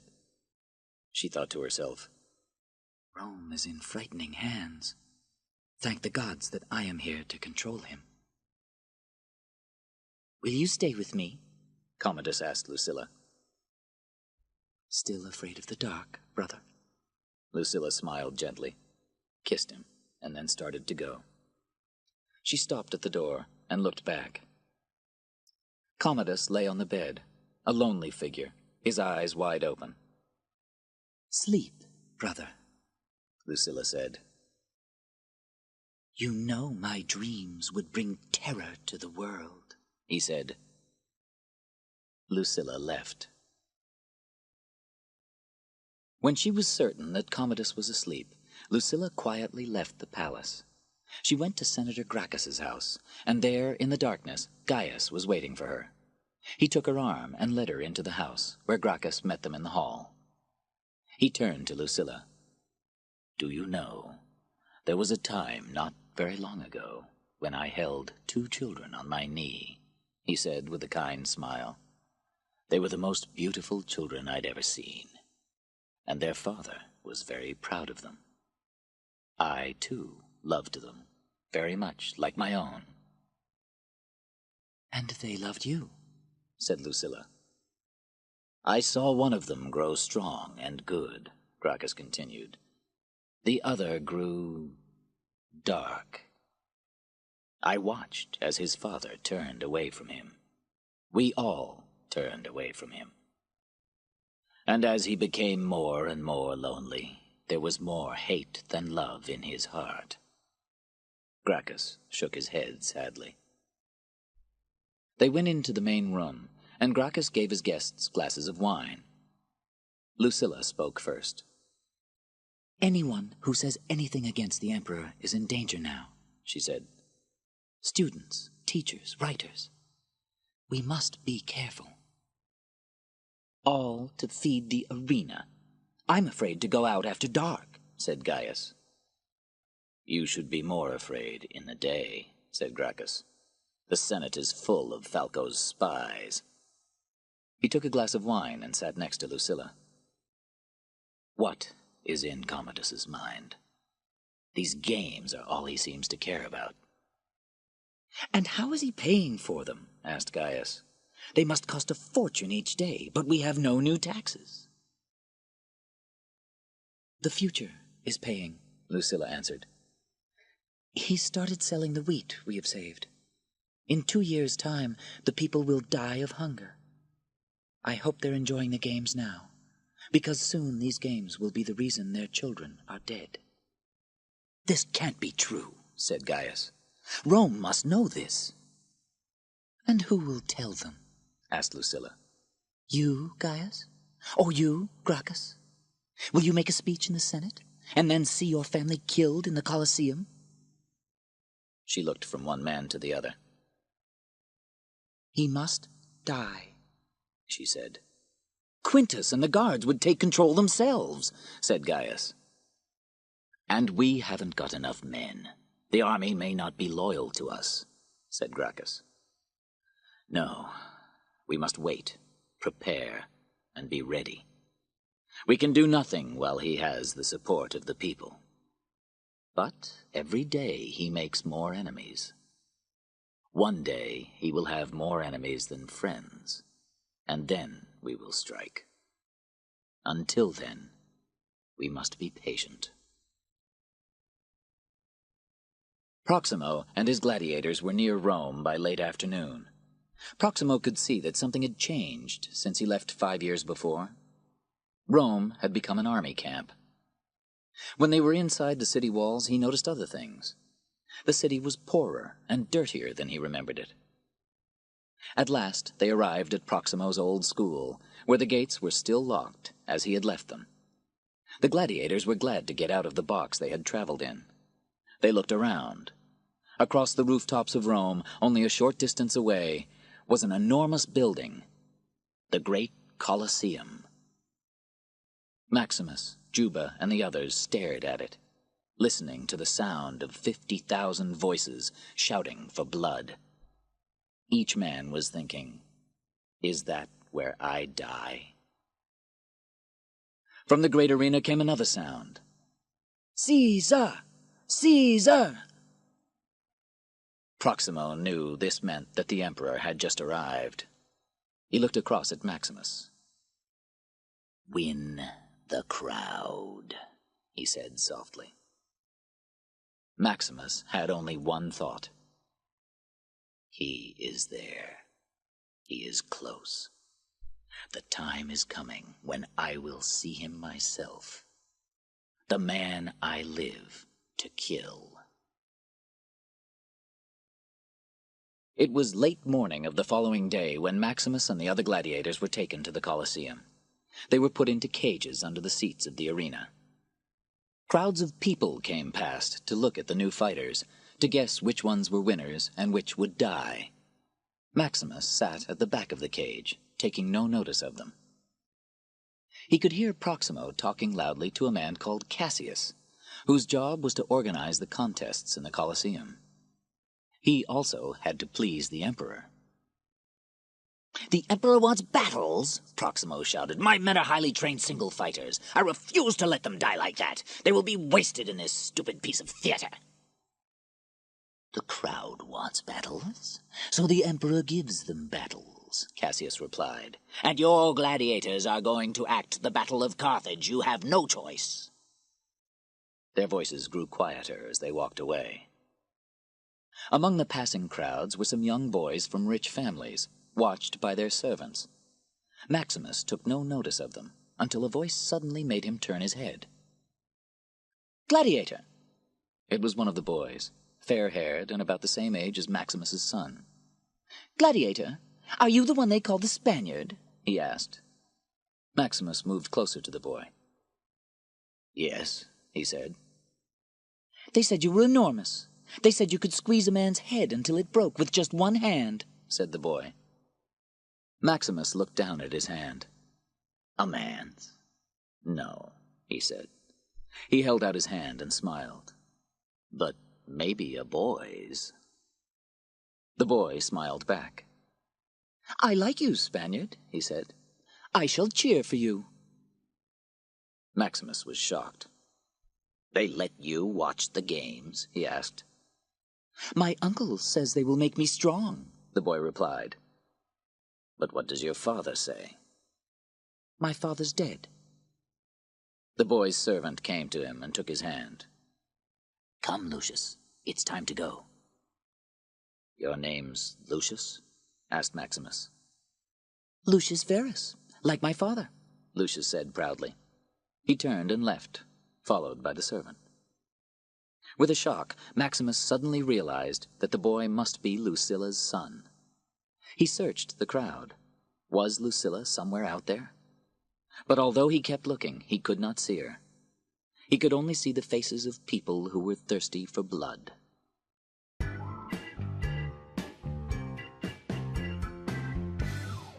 Chapter 8. The Colosseum. The gladiators waited for their contest in an area that was at the same level as the sand of the arena. In there they were given helmets, body armor, and swords. Proximo's guards led his gladiators into the area, and Maximus walked over to a window. He looked out at the sand that seemed to continue forever. Maximus spoke in a low voice to one of the guards. "Is the emperor here?" he asked. "He'll be here," the guard replied. "He comes every day."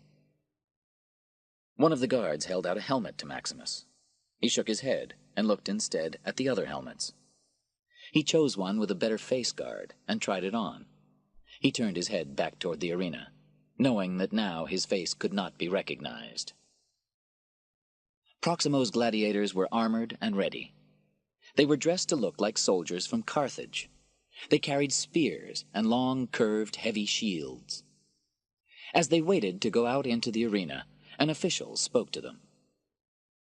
"You have the honor of fighting in front of the Emperor himself," he said. "When the Emperor enters, raise your spears in salute. When you salute him, speak together," he said. "Face the Emperor. Don't turn your backs." "Go," Proximo said. "Die with honor." His 5 best gladiators walked past him and onto the sand of the arena. Maximus was the last to step onto the floor of the great Colosseum. He had never imagined such a sight. There were thousands and thousands of screaming, shouting people. All around him was an ocean of cheering faces. It took his breath away. The gladiators moved into the center of the sand. At the same time, 3 other teams appeared in the arena from different entrances. There was now a total of 20 gladiators on the Colosseum stage. All wore the same armor and carried long double-pointed spears and heavy metal shields. They stood in a line and faced the Emperor's seat. It was still empty. 50 royal guards surrounded the area where Commodus and his friends would sit. Then Commodus and Lucilla entered, and the crowd went wild, cheering and shouting salutes. Lucilla and Lucius went to their seats. Commodus moved forward and waved to the crowd. Gaius and other senators near the Emperor watched in silence. They had just heard the latest news. To help pay for the games, Commodus was taking the houses and money of senators he disliked. Commodus looked down at the gladiators, and Maximus froze as he felt his eyes rest on him. He stared up at the man he hated and wanted to kill. On one side of Commodus, he saw Quintus. On the other side, Lucilla and Lucius. The distance between them was too great. This was not his chance. He knew there would be a better one. When Cassius gave a sign, the gladiators all saluted with their spears and shouted, "Caesar, we salute you before we die." Only Maximus was silent. Cassius stepped forward to introduce the afternoon's events. "On this day, we reach back into history to bring you the Battle of Carthage." The crowd cheered loudly. They laughed at the gladiators dressed as the soldiers of Carthage, the battle's losers. Then Cassius continued. "On that great day, the gods sent them against Rome's greatest soldiers, the army of Africa." The crowd cheered again as the doors at the ends of the arena suddenly opened with a crash, and 6 chariots came in from each end. The chariots raced through the line of gladiators who jumped out of the way. They turned and came back, running over one gladiator. Then the chariots raced around the outside of the arena, forcing the gladiators back into the center. It was difficult for the men on foot to see well through the cloud of dust and sand from the wheels of the chariots. As they thundered past, Maximus saw a spear flying through the air. It hit one of the gladiators in the neck and killed him immediately. Maximus could see that he must take control, and he called to the other gladiators. "If we work together, we can win!" He made them move in closer. "Shields together! Shoulders against the shields!" he called. The gladiators followed his orders, except for one. Hakon stood alone, ready to fight his own battle. The crowd was very surprised. They had never seen anything like this before. The men in the chariots circled around the group, firing arrows and spears, but they only hit the gladiators' shields. A Roman spear from one chariot hit Hakon in the leg. Juba threw his spear and killed the driver, and Maximus pulled Hakon into the safety of the group. 2 chariots drove straight at the gladiators. Fixed to their wheels were short, sharp spears. As the wheels turned, they could cut a man to pieces. But the shields were good protection, and the wheel spears broke when they hit them. The wheel of one chariot hit the corner of a shield, and the chariot turned over. Another driver, close behind, crashed into it and was thrown out. His chariot raced on, and its wheel spears killed him as he tried to get away. A third chariot was very close, and both vehicles crashed into the gate. Maximus ran for one of the broken chariots and cut the horse free. He jumped onto the horse and rode fast toward one chariot. The driver was watching Maximus carefully. He did not see that he was very close to another vehicle. Their wheels touched. Both drivers were thrown onto the sand. One was killed by Maximus's spear, and the other died under the feet of his horse. The gladiators pulled 2 crashed chariots into the path of the others, who were forced to slow down. Then they rushed at the drivers, striking them with their spears. Maximus looked around. All their enemies were dead. He climbed down from his horse, and the gladiators stood on either side of him. Hakan was among them. In the arena, Maximus, for the first time, raised his right arm and sword high. It was the gladiators' traditional sign of beating death. The crowd cheered wildly. Commodus called for Cassius. "My history is not so good," he said, "but I thought we won the Battle of Carthage." "Yes, sir," said Cassius, his voice shaking with fear. "Forgive me." "Oh, I'm not unhappy," said Commodus. "I enjoy surprises." He pointed to Maximus. "Who is he?" "They call him the Spaniard, sir." "I think I'll meet him," said Commodus. The gladiators were almost at the gate. Maximus turned and saw the emperor walking out onto the sand, smiling at him. He noticed a broken arrow in the sand, and, as he fell to his knees, he quickly closed his hand around it. This would be his chance. Commodus was nearly there, just a little further, almost close enough to kill. Maximus was ready. Suddenly, Lucius ran out and took Commodus by the hand. Commodus laughed and moved the boy in front of him, facing the gladiator hero. Maximus could not strike. Lucius was in the way. "Stand, stand," said Commodus to Maximus. "Now, why doesn't the hero tell us his real name?" Maximus stood and said nothing. "You do have a name?" asked Commodus. "My name is Gladiator," Maximus said. Then he turned and walked away. It was a great insult to turn his back on the emperor. The crowd were shocked. Commodus was very angry. He made a sign to Quintus, who moved the royal guards into the arena. They stood at the gate, swords ready, and did not let Maximus pass. Commodus spoke calmly and clearly. "Slave," he said, "you will remove your helmet and tell me your name." Slowly, Maximus turned to face him. He knew he had no choice now. He took off his helmet. Commodus stared. Quintus could not believe his eyes. Lucilla recognized Maximus from her seat in the arena and put her hand over her mouth in total shock. Maximus spoke in a clear, proud voice. "My name is Maximus Decimus Meridus, commander of the Army of the North, general of the Western armies, loyal servant to the true emperor Marcus Aurelius." The Colosseum was completely silent. Then he turned to Commodus and spoke more quietly. "I am father to a murdered son, husband to a murdered wife, and I will punish their killer, in this life or the next." Commodus gave a sign to his guards, and they moved closer. The crowd shouted out. They had seen enough deaths for one afternoon, and they did not want their hero to be the next one. They reached out a forest of thumbs, pointing up to the heavens. Their meaning was clear. Let him live. Commodus looked around at his people, and with great difficulty he forced himself to smile. He slowly lifted his own thumb. The crowd cheered. "Maximus! Maximus!" they shouted.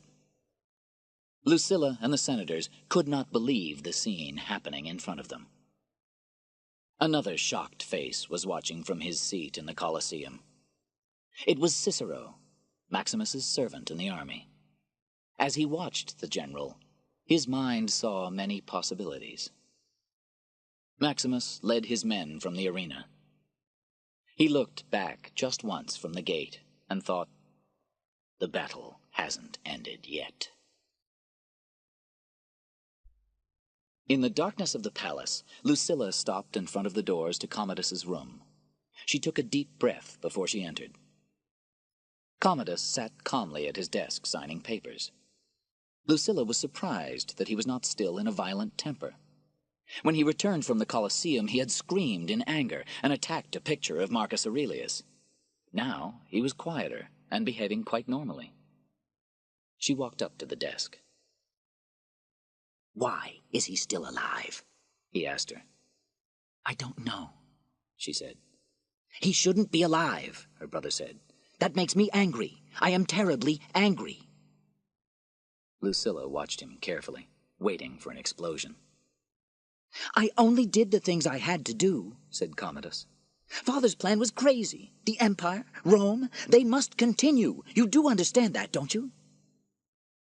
Yes, replied Lucilla. He moved to the tall window and looked out at Rome, quiet now in the late night. They lied to me in Germany. They told me he was dead. If they lie to me, they don't honor me. If they don't honor me, how can they ever love me? Maximus was lying awake in the dark of the prison when he heard a guard coming. He was on his feet immediately. The guard entered and took Maximus along to another prison room. He chained him to the wall and left without a word. And into the light stepped a woman. Lucilla. Maximus stared at her. I knew your brother would send one of his killers, he said. I didn't think he would send his best. Maximus, he doesn't know, Lucilla began. My family were burnt alive, Maximus interrupted, throwing the words at her in anger. I knew nothing of that. You must believe me. I cried for them. As you cried for your father, said Maximus. I have been living in a prison of fear since that day, Lucilla said. I live in terror for my son, because he will be the next emperor. My son was innocent, said Maximus. So is mine, she replied. Must my son die too, before you'll trust me? Maximus began then to relax. Why does it matter if I trust you or not? He asked. The gods have allowed you to live. Today I saw a slave become more powerful than the Emperor of Rome, she said. Use that power, Maximus. My brother has many enemies, but until today, no one was strong enough to face him. The people were with you. They would follow you. I am only one man. What possible difference can I make? Some politicians have worked all their lives for the good of Rome, one man above all. If I can arrange it, will you meet him? She asked. Don't you understand? I could be killed tonight in this prison, or tomorrow in the arena. I'm just a slave now. This man wants the same things as you, said Lucilla. Then let him kill Commodus, Maximus said in anger. Lucilla searched for a way to make him understand.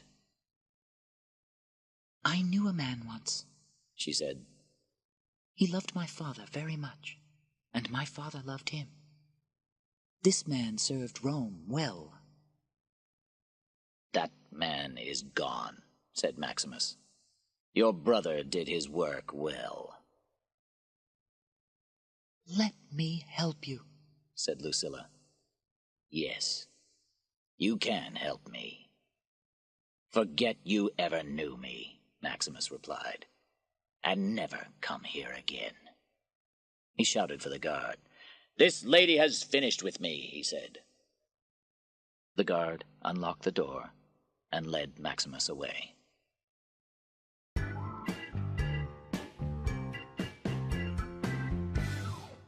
Chapter 9. A Man for the People. Senator Gracchus climbed the many stairs inside the Colosseum. He listened to the shouting crowd, and he was not enthusiastic about being there. He joined a group of other senators near the top of the arena. "Senator Gracchus," Falco said with surprise. "We don't often see you enjoying the pleasures of the crowd." "I don't pretend to be a man of the people," said Gracchus. "But I do try to be a man for the people." The Colosseum was full. The crowd was already beginning to shout the name of their hero and favorite gladiator. "Maximus! Maximus! Maximus!" Cassius started to introduce the next event of the day. "Now, as we celebrate the 64th day of the games, you will see how kind the Emperor is and how he loves his people." Servants came into the arena pulling great boxes. They removed the covers and took out loaves of bread. Then they started to throw them into the crowd. Other servants appeared at the top of the steps and threw the bread down. There were thousands of loaves. The crowd cheered and caught as many loaves as they could. Commodus chose this as the best time for him to enter. Below, in the prison area, Proximo stood with Maximus. They heard a great cheer go up from the crowd. "He certainly knows how to please them," said Proximo. "Marcus Aurelius had a dream for Rome, Proximo," said Maximus. "This is not it." "Marcus Aurelius is dead, Maximus," Proximo reminded him. In the arena, the servants had thrown all the bread to the crowd, and Cassius spoke again. "The Emperor has decided there will be a special contest today. 5 years after his last fight in the Colosseum, we bring you the greatest gladiator in Roman history. Today, Tigress of France returns." The crowd loved a surprise, and they cheered in excitement as Tigress drove his chariot into the arena. He was a large man of about 45, and he looked dangerous. He wore silver armor and a silver tiger helmet with a face guard. The bright sun shone off his helmet as he rode around the arena with his arm held high. The crowd shouted and cheered even more loudly. Tigress stopped his chariot, got down, and waited in the center of the arena. He was carrying a sword and a spear, and he looked frightening. When the crowd became quieter, Cassius started to speak again. "And from the great school of Aelius Proximo, Caesar is pleased to give you the Spaniard, Maximus!" There were more cheers and shouts from the crowd. Maximus appeared from his gate. He was carrying only a short sword and a round silver shield. He had no armor or helmet. Among the crowd that day were a group of people who did not usually go to watch gladiator games. They were soldiers from the army of the North, with Valerius and Cicero at their center. They had come to see if it was true that their general was really still alive. When he got close enough for them to recognize him, they were very happy. They shouted to Maximus, but he could not hear their voices among so many others. Commodus was also watching Maximus closely. "They love him like one of their own," he said to Lucilla. "The crowd has its favorite for a time.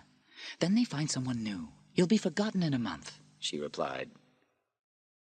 "No," said Commodus, smiling. "Much sooner than that. It's been arranged." Down on the arena sand, Maximus looked at Tigress. "Only one man with a sword and spear," he thought. "Something's wrong. What don't I know?"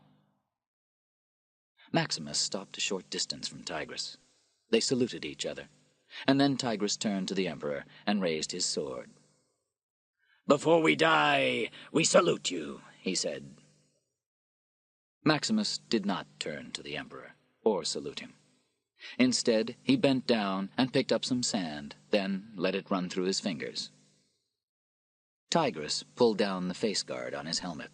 Then he immediately attacked Maximus. Maximus struck back at him. The two men were equal contestants, both strong and fast. Maximus was the younger man, and he was very confident. He believed that he would not be killed that day. As they fought, Maximus suddenly heard a strange noise. He could not understand where it was coming from. Then he felt the ground move.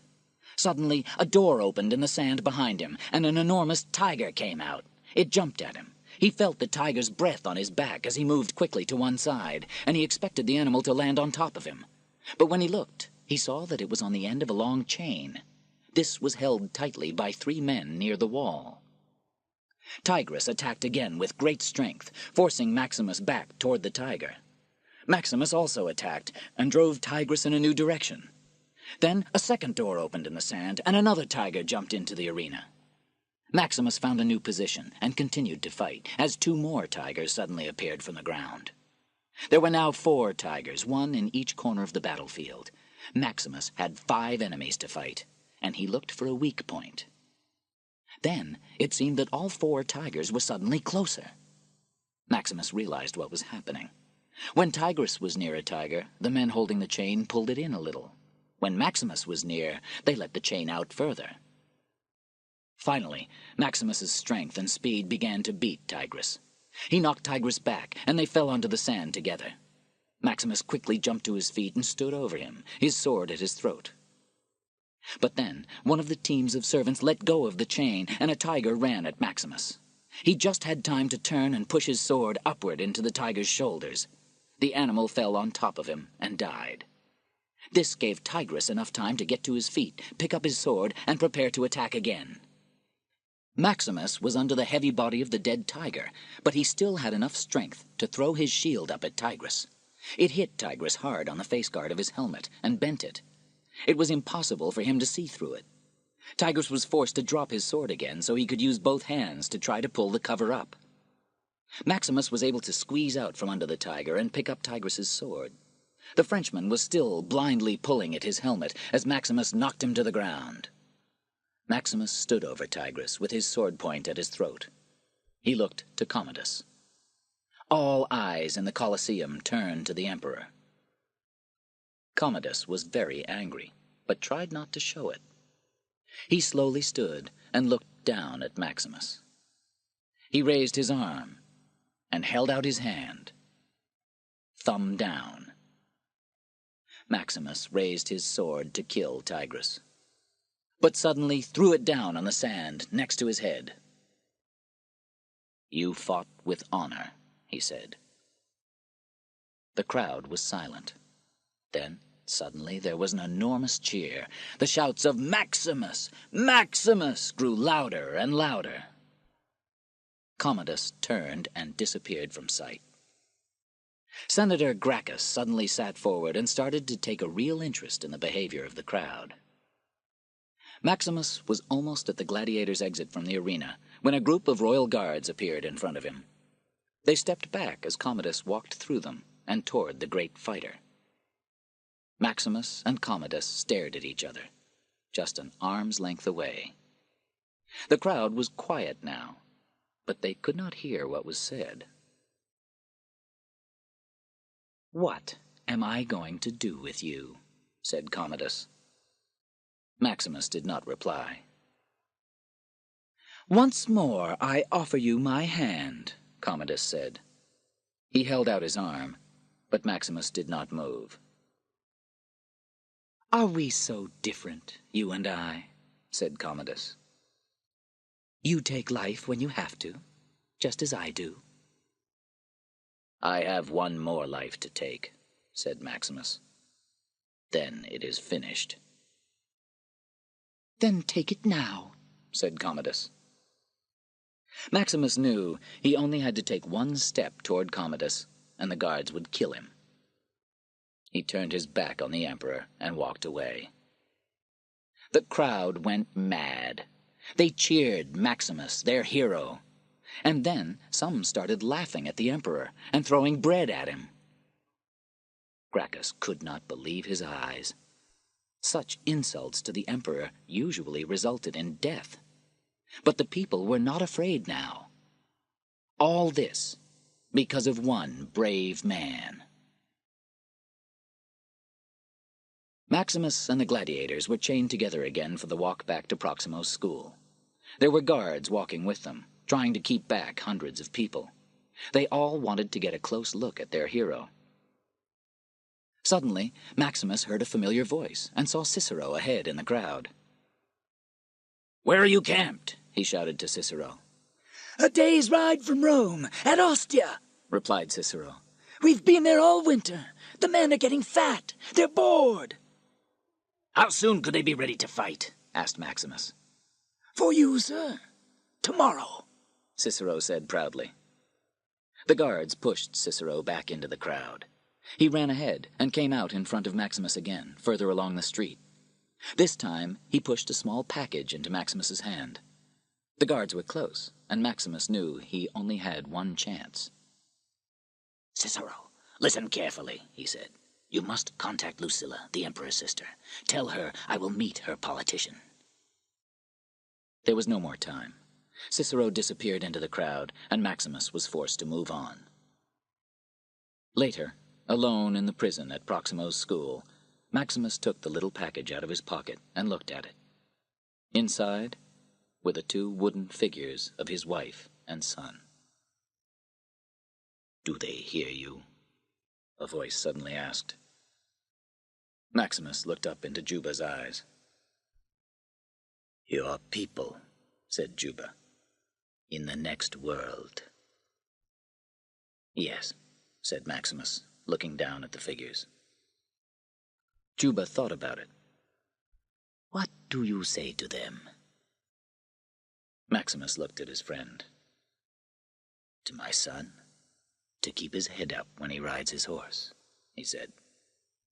"And to my wife, that's private." Juba smiled.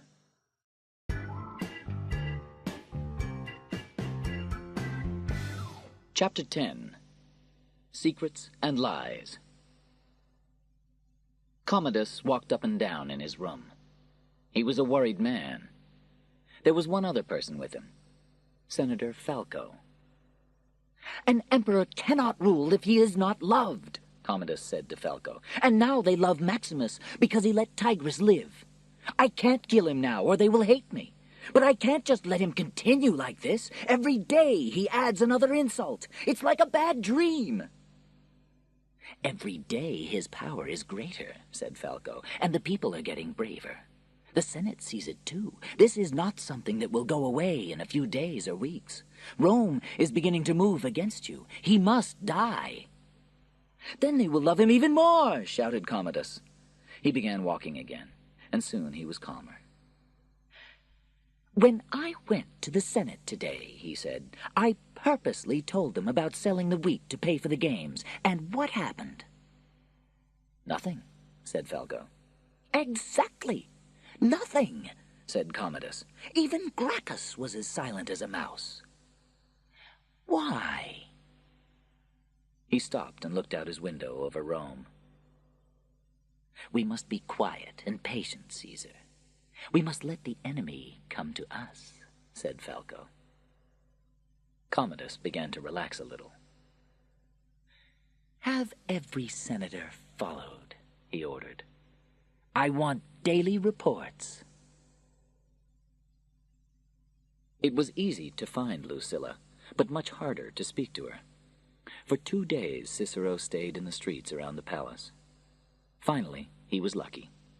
Lucilla's carriage came toward him, surrounded by royal guards. There were 2 other men following her carriage, but they were not in uniform. One, a small man, was blind in one eye. He was one of Falco's secret police. He had been very good at watching senators, but now he had been given a different job. He was watching Lucilla. As the carriage passed, Cicero called out, "My lady, I serve your father at Vindobona." Lucilla heard but did not pay him much attention. The guards pushed him away, and he ran around to the other side of the carriage. "And I serve General Maximus," he said when he got close enough. Lucilla called for her carriage to stop. She asked her servant for a coin and held it out to Cicero. "And I serve him still," he said as he came closer to take it. Lucilla understood at once that he was a messenger. She told her guards to step back. "This is for your loyalty, soldier," she said. Cicero took the coin and kissed her hand. He whispered, "A message from the general. He'll meet your politician." It was enough. Cicero stepped back into the crowd, and Lucilla's carriage moved on. Proximo's school was dark and quiet. The men were all asleep, except one. Proximo went quietly to wake Maximus, and then took him to his own rooms. Lucilla and Gracchus were there, waiting for Maximus. Proximo turned and left immediately. Lucilla introduced Gracchus to Maximus. "The Senate is with you?" asked Maximus. "The Senate?" "Yes, I can speak for them," Gracchus replied. "Can you buy my freedom and get me out of Rome?" asked Maximus, wasting no time. "Why would I do that?" "Get me out of the city. Have fresh horses ready to take me to Ostia. My army is camped there. By the second night, I'll be back with 5,000 men," said Maximus. "But there are new commanders," said Lucilla, "loyal to Commodus." "Let my men see me alive. They are still loyal to me." "This is crazy," said Gracchus. "No Roman army has entered the city in 100 years. This may be no better than the rule of Commodus. And what next? After the battle to take control of Rome, you'll take your men and just leave?" "I will leave," said Maximus. "The soldiers will stay to protect you under the command of the Senate." "When all of Rome is yours, you'll just give it back to the people?" asked Gracchus. "Tell me why." "Because that was the last wish of a dying man," said Maximus quietly. "I will kill Commodus and leave Rome to you." There was silence. Then Gracchus spoke again. "Marcus Aurelius trusted you. His daughter trusts you. So I will trust you, too. Give me 2 days." He held out his hand to Maximus. "And stay alive." In his beautiful house, Senator Gracchus listened to the cheers coming from the Colosseum. His servant helped him pack a large amount of money into a bag. "Wait outside the Colosseum.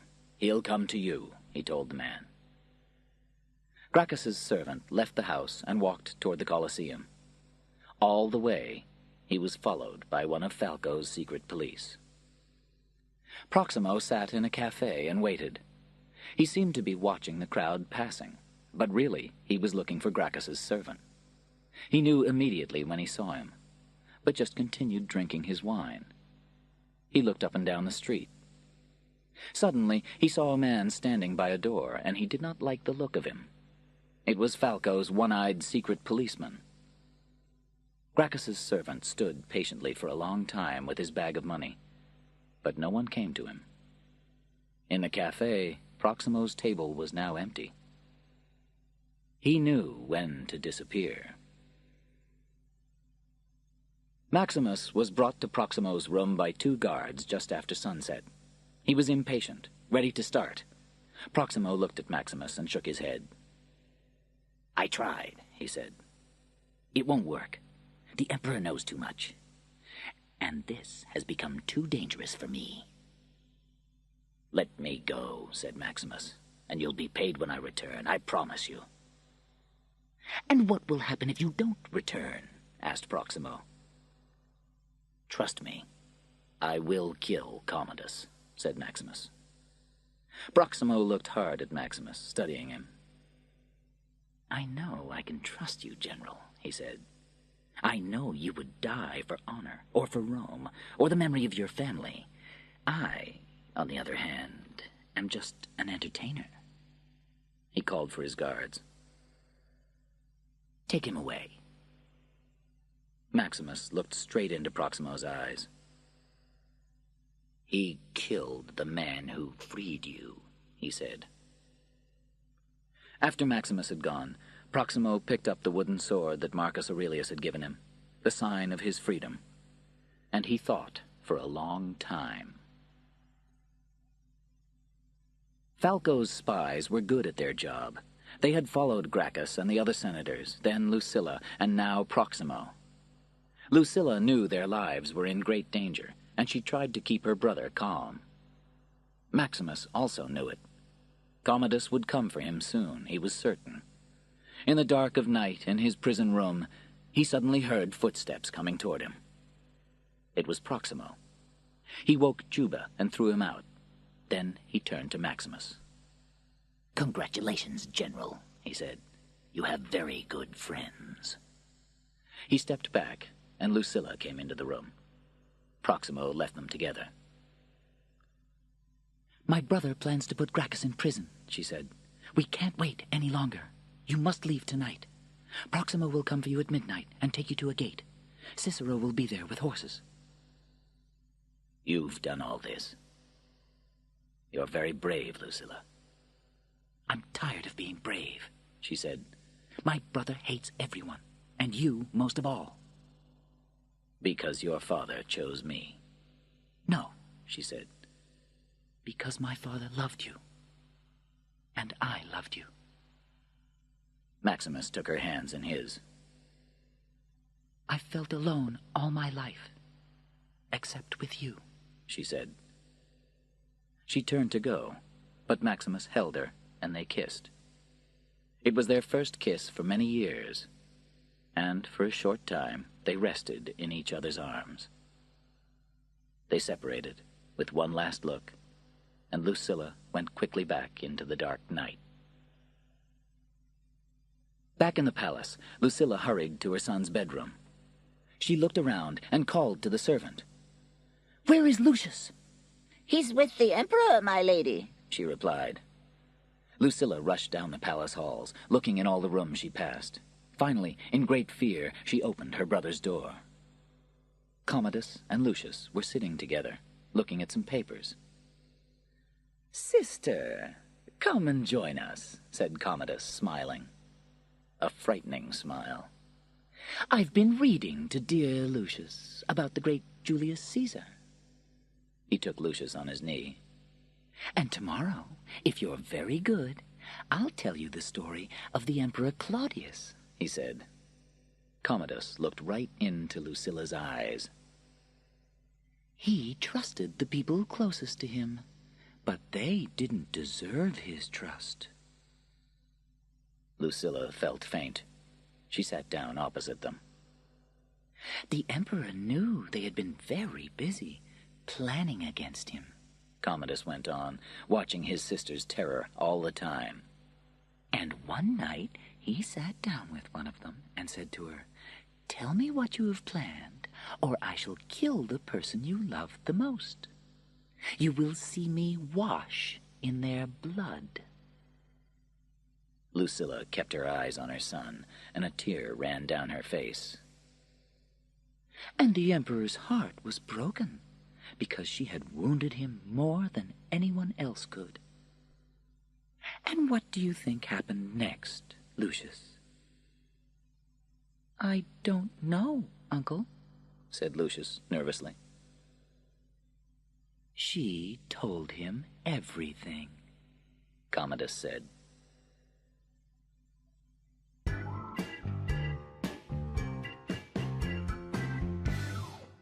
Chapter 11.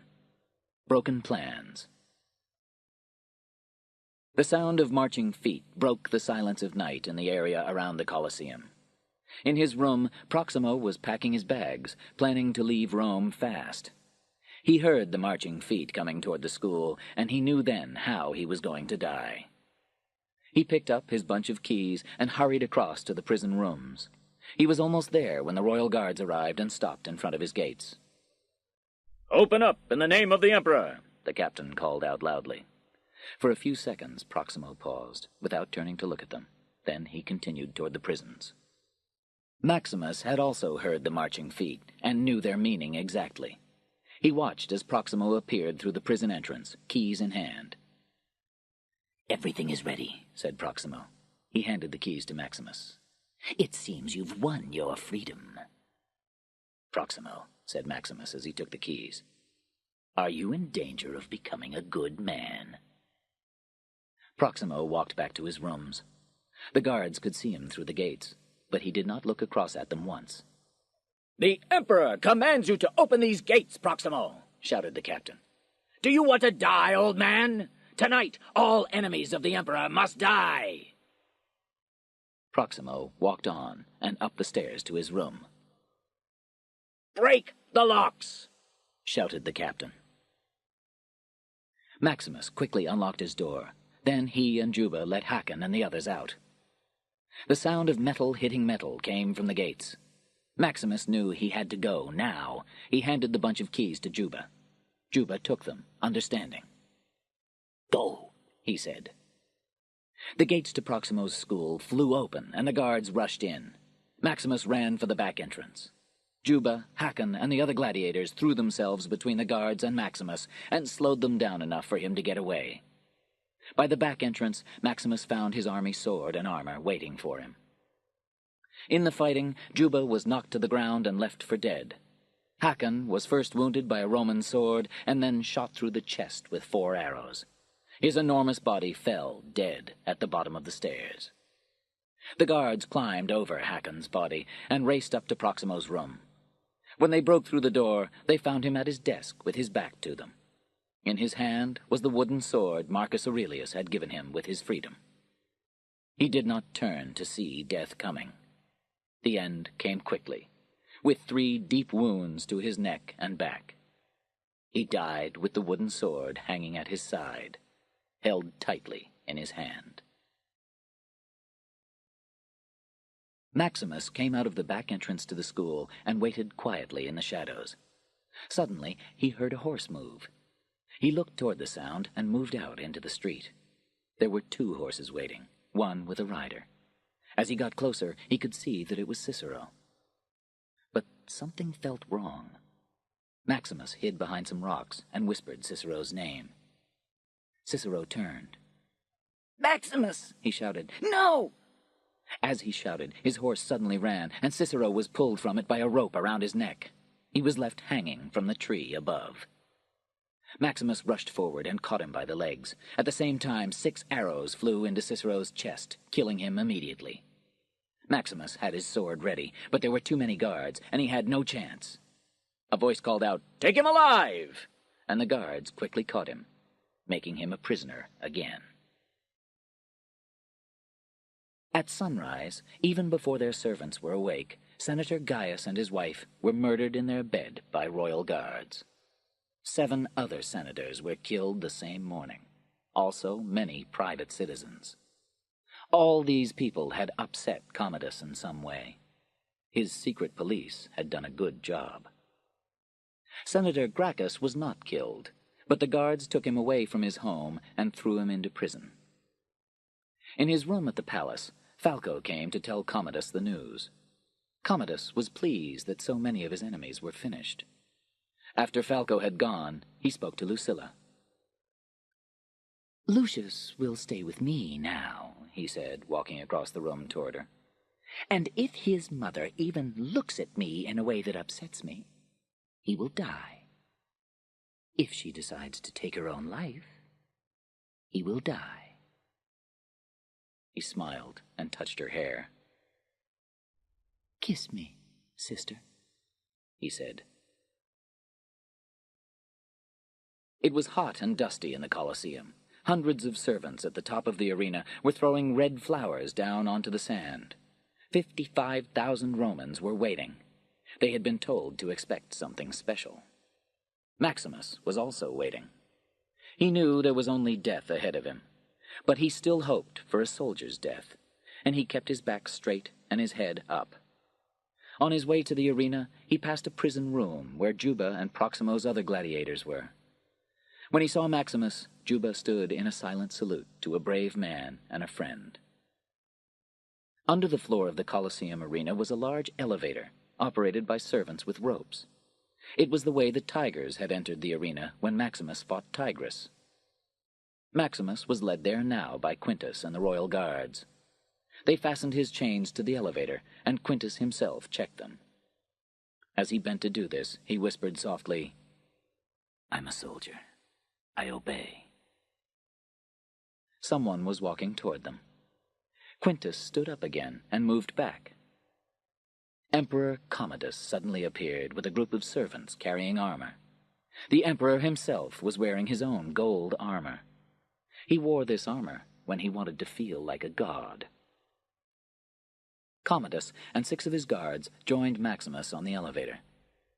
Maximus expected to die immediately, but Commodus smiled at him. Listen to the crowd, he said. They are calling for you. The general who became a slave. The slave who became a gladiator. The gladiator who insulted an emperor. He called his servants forward with the armor. It's a good story, he said. And now the people want to know how the story ends. Only a great death will be good enough, Commodus continued. And what could be better than to fight the emperor himself in the greatest arena? Maximus did not believe him. You will fight me? Why not? Commodus said. Do you think I'm afraid? The servants began to fix armor to Maximus's body. First his arms, legs, and shoulders. They left the body armor until last. I think you've been afraid all your life, Maximus answered. He knew Commodus would never have a fair fight with him. What would he do to make sure he won? Unlike Maximus the Brave, who knows no fear, said Commodus. I've been afraid, but you took away from me everything I loved. Since then, you're right, I have not known fear, said Maximus. There is one thing left. You still have your life to lose, said Commodus. I once knew a man who said, "Death smiles at us all. A man can only smile back," said Maximus. I wonder, said Commodus, did your friend smile at his own death? You must know, Maximus replied. He was your father. Commodus was silent, and they stared at each other. You loved my father, I know, Commodus said. But I did too. That makes us brothers, doesn't it? He reached out his arms to Maximus and put them around him.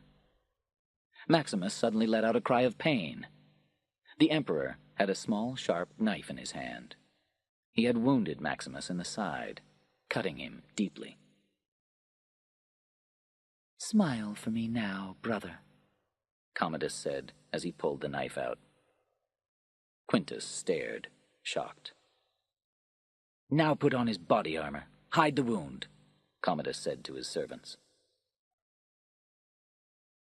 All eyes in the Colosseum watched the center of the arena as the elevator came up. Commodus stepped off and onto the sand. It was covered with red flowers. Commodus took his sword from Quintus and turned slowly to all sides of the arena. Maximus stood straight, but he was in great pain. He looked up to the royal seats and saw Lucilla there with Lucius and Senator Gracchus. They were surrounded by guards. Commodus raised his sword high, and the sun shone off it. Maximus slowly bent down and picked up some sand from the arena.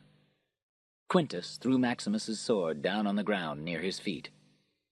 Maximus picked it up slowly and stood facing the emperor. And the fight began. Commodus rushed at Maximus and knocked him to the ground. Maximus got to his feet with difficulty. The arena seemed to be turning around. The sun danced off the emperor's armor and blinded him. He heard the noise of the crowd. Now it seemed to be far away, now close. Standing behind the entrance, Juba saw a thin line of blood running out from under Maximus's armor. Lucilla watched him in fear. He seemed to be looking straight at her. Could he see her? She held out her hand and called his name. Commodus struck him again. Then he raised his arms to the crowd. 1 or 2 people shouted, "Commodus!" The crowd loved a winner. Maximus almost fell again. The sun was bright, very bright. And then, suddenly, beyond all this, he saw the sun shining on a pink wall. He saw a gate in the wall, and a field of apple trees beyond it. He pushed himself forward, and as he did so, he struck Commodus. The crowd cheered. Commodus came forward again and knocked Maximus back to the ground. The crowd was silent. Only the sound of the two men could be heard. Maximus saw something else now. A woman stood in the doorway of a pink stone house. There was a field of wheat behind the house. Commodus stood over Maximus with his sword ready for the kill. "Maximus!" one person in the crowd called out in the silence. Commodus looked around angrily. The crowd repeated the cry, "Maximus!" Commodus turned back and brought his sword down. But the sound of the crowd had brought Maximus back to the arena and given him new strength. He pushed his sword up and knocked Commodus's sword away. Suddenly he got to his feet and attacked the emperor, forcing him back. The crowd cheered loudly. Then Maximus saw an opportunity, and he pushed his sword forward. It caught Commodus under his arm, and he dropped his sword. Commodus called to Quintus, "Give me your sword!" But Quintus just stared through him. Commodus turned to the guards. "A sword! Give me a sword!" Some started to come forward, but Quintus stopped them. "Put your swords away," he ordered. Commodus looked around, suddenly frightened. He saw the great crowd and heard the name of his enemy on all sides. "Maximus! Maximus! Maximus!" they shouted. Senators joined in the cry. Juba and the gladiators shouted the name too. Lucilla stood in silence, her hand to her mouth. But Maximus was dying. He could not stand. He dropped his own sword. He seemed to be reaching out toward something. A pink stone wall with a gate. A wheat field. The sound of a child's laugh. Commodus saw Maximus fall to his knees, and he stood over him. He took the small knife in his hand again and lifted it, ready to strike Maximus one last time. Maximus saw the knife coming toward him. He held Commodus's arm and pulled him onto the ground. Suddenly, finding power from somewhere, Maximus turned the knife around and pushed it deep into Commodus's neck. There was a look of surprise on the emperor's face. Then he took one last breath and died. Maximus slowly stood, took one step forward, and reached out a hand. Quintus went to him. "Maximus."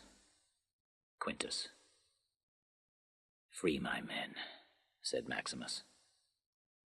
The crowd was completely quiet.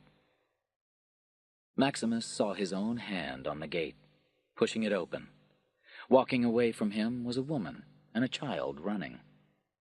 They looked back and smiled at him. Maximus fell to the sand. Out of the silence, Lucilla crossed the arena to the place where he lay. She took him in her arms. She could see that she could not save him, but she wanted him to hear her before the end.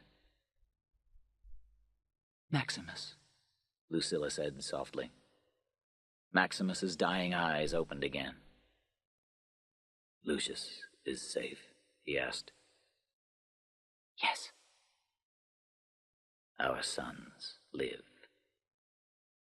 Lucilla smiled. "Our sons live, and they are proud." She kissed him, crying, and whispered, "Go to them. You're home." Maximus walked through the wheat field. The beautiful woman stopped and turned. She called to the boy. He stopped running and looked back. The boy then started running back along the road, toward the man in the wheat field, toward his father, who was coming home at last. Maximus died in Lucilla's arms, as she placed him gently on the sand. When she stood up, the whole arena was watching her. She turned and spoke to the senators. Rome is free again, she said. Lucilla stood over Maximus's body as Gracchus and the senators came down onto the sand.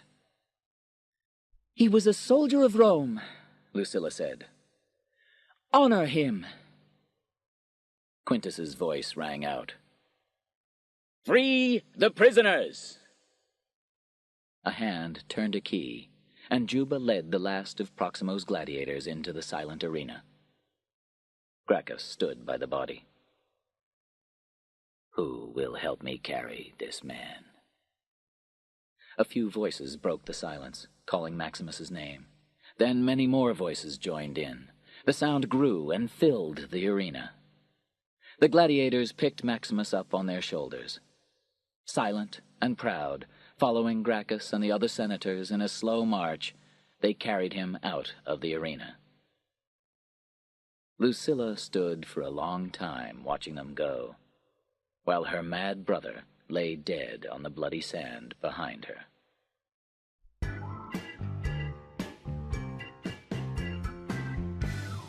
Chapter 12.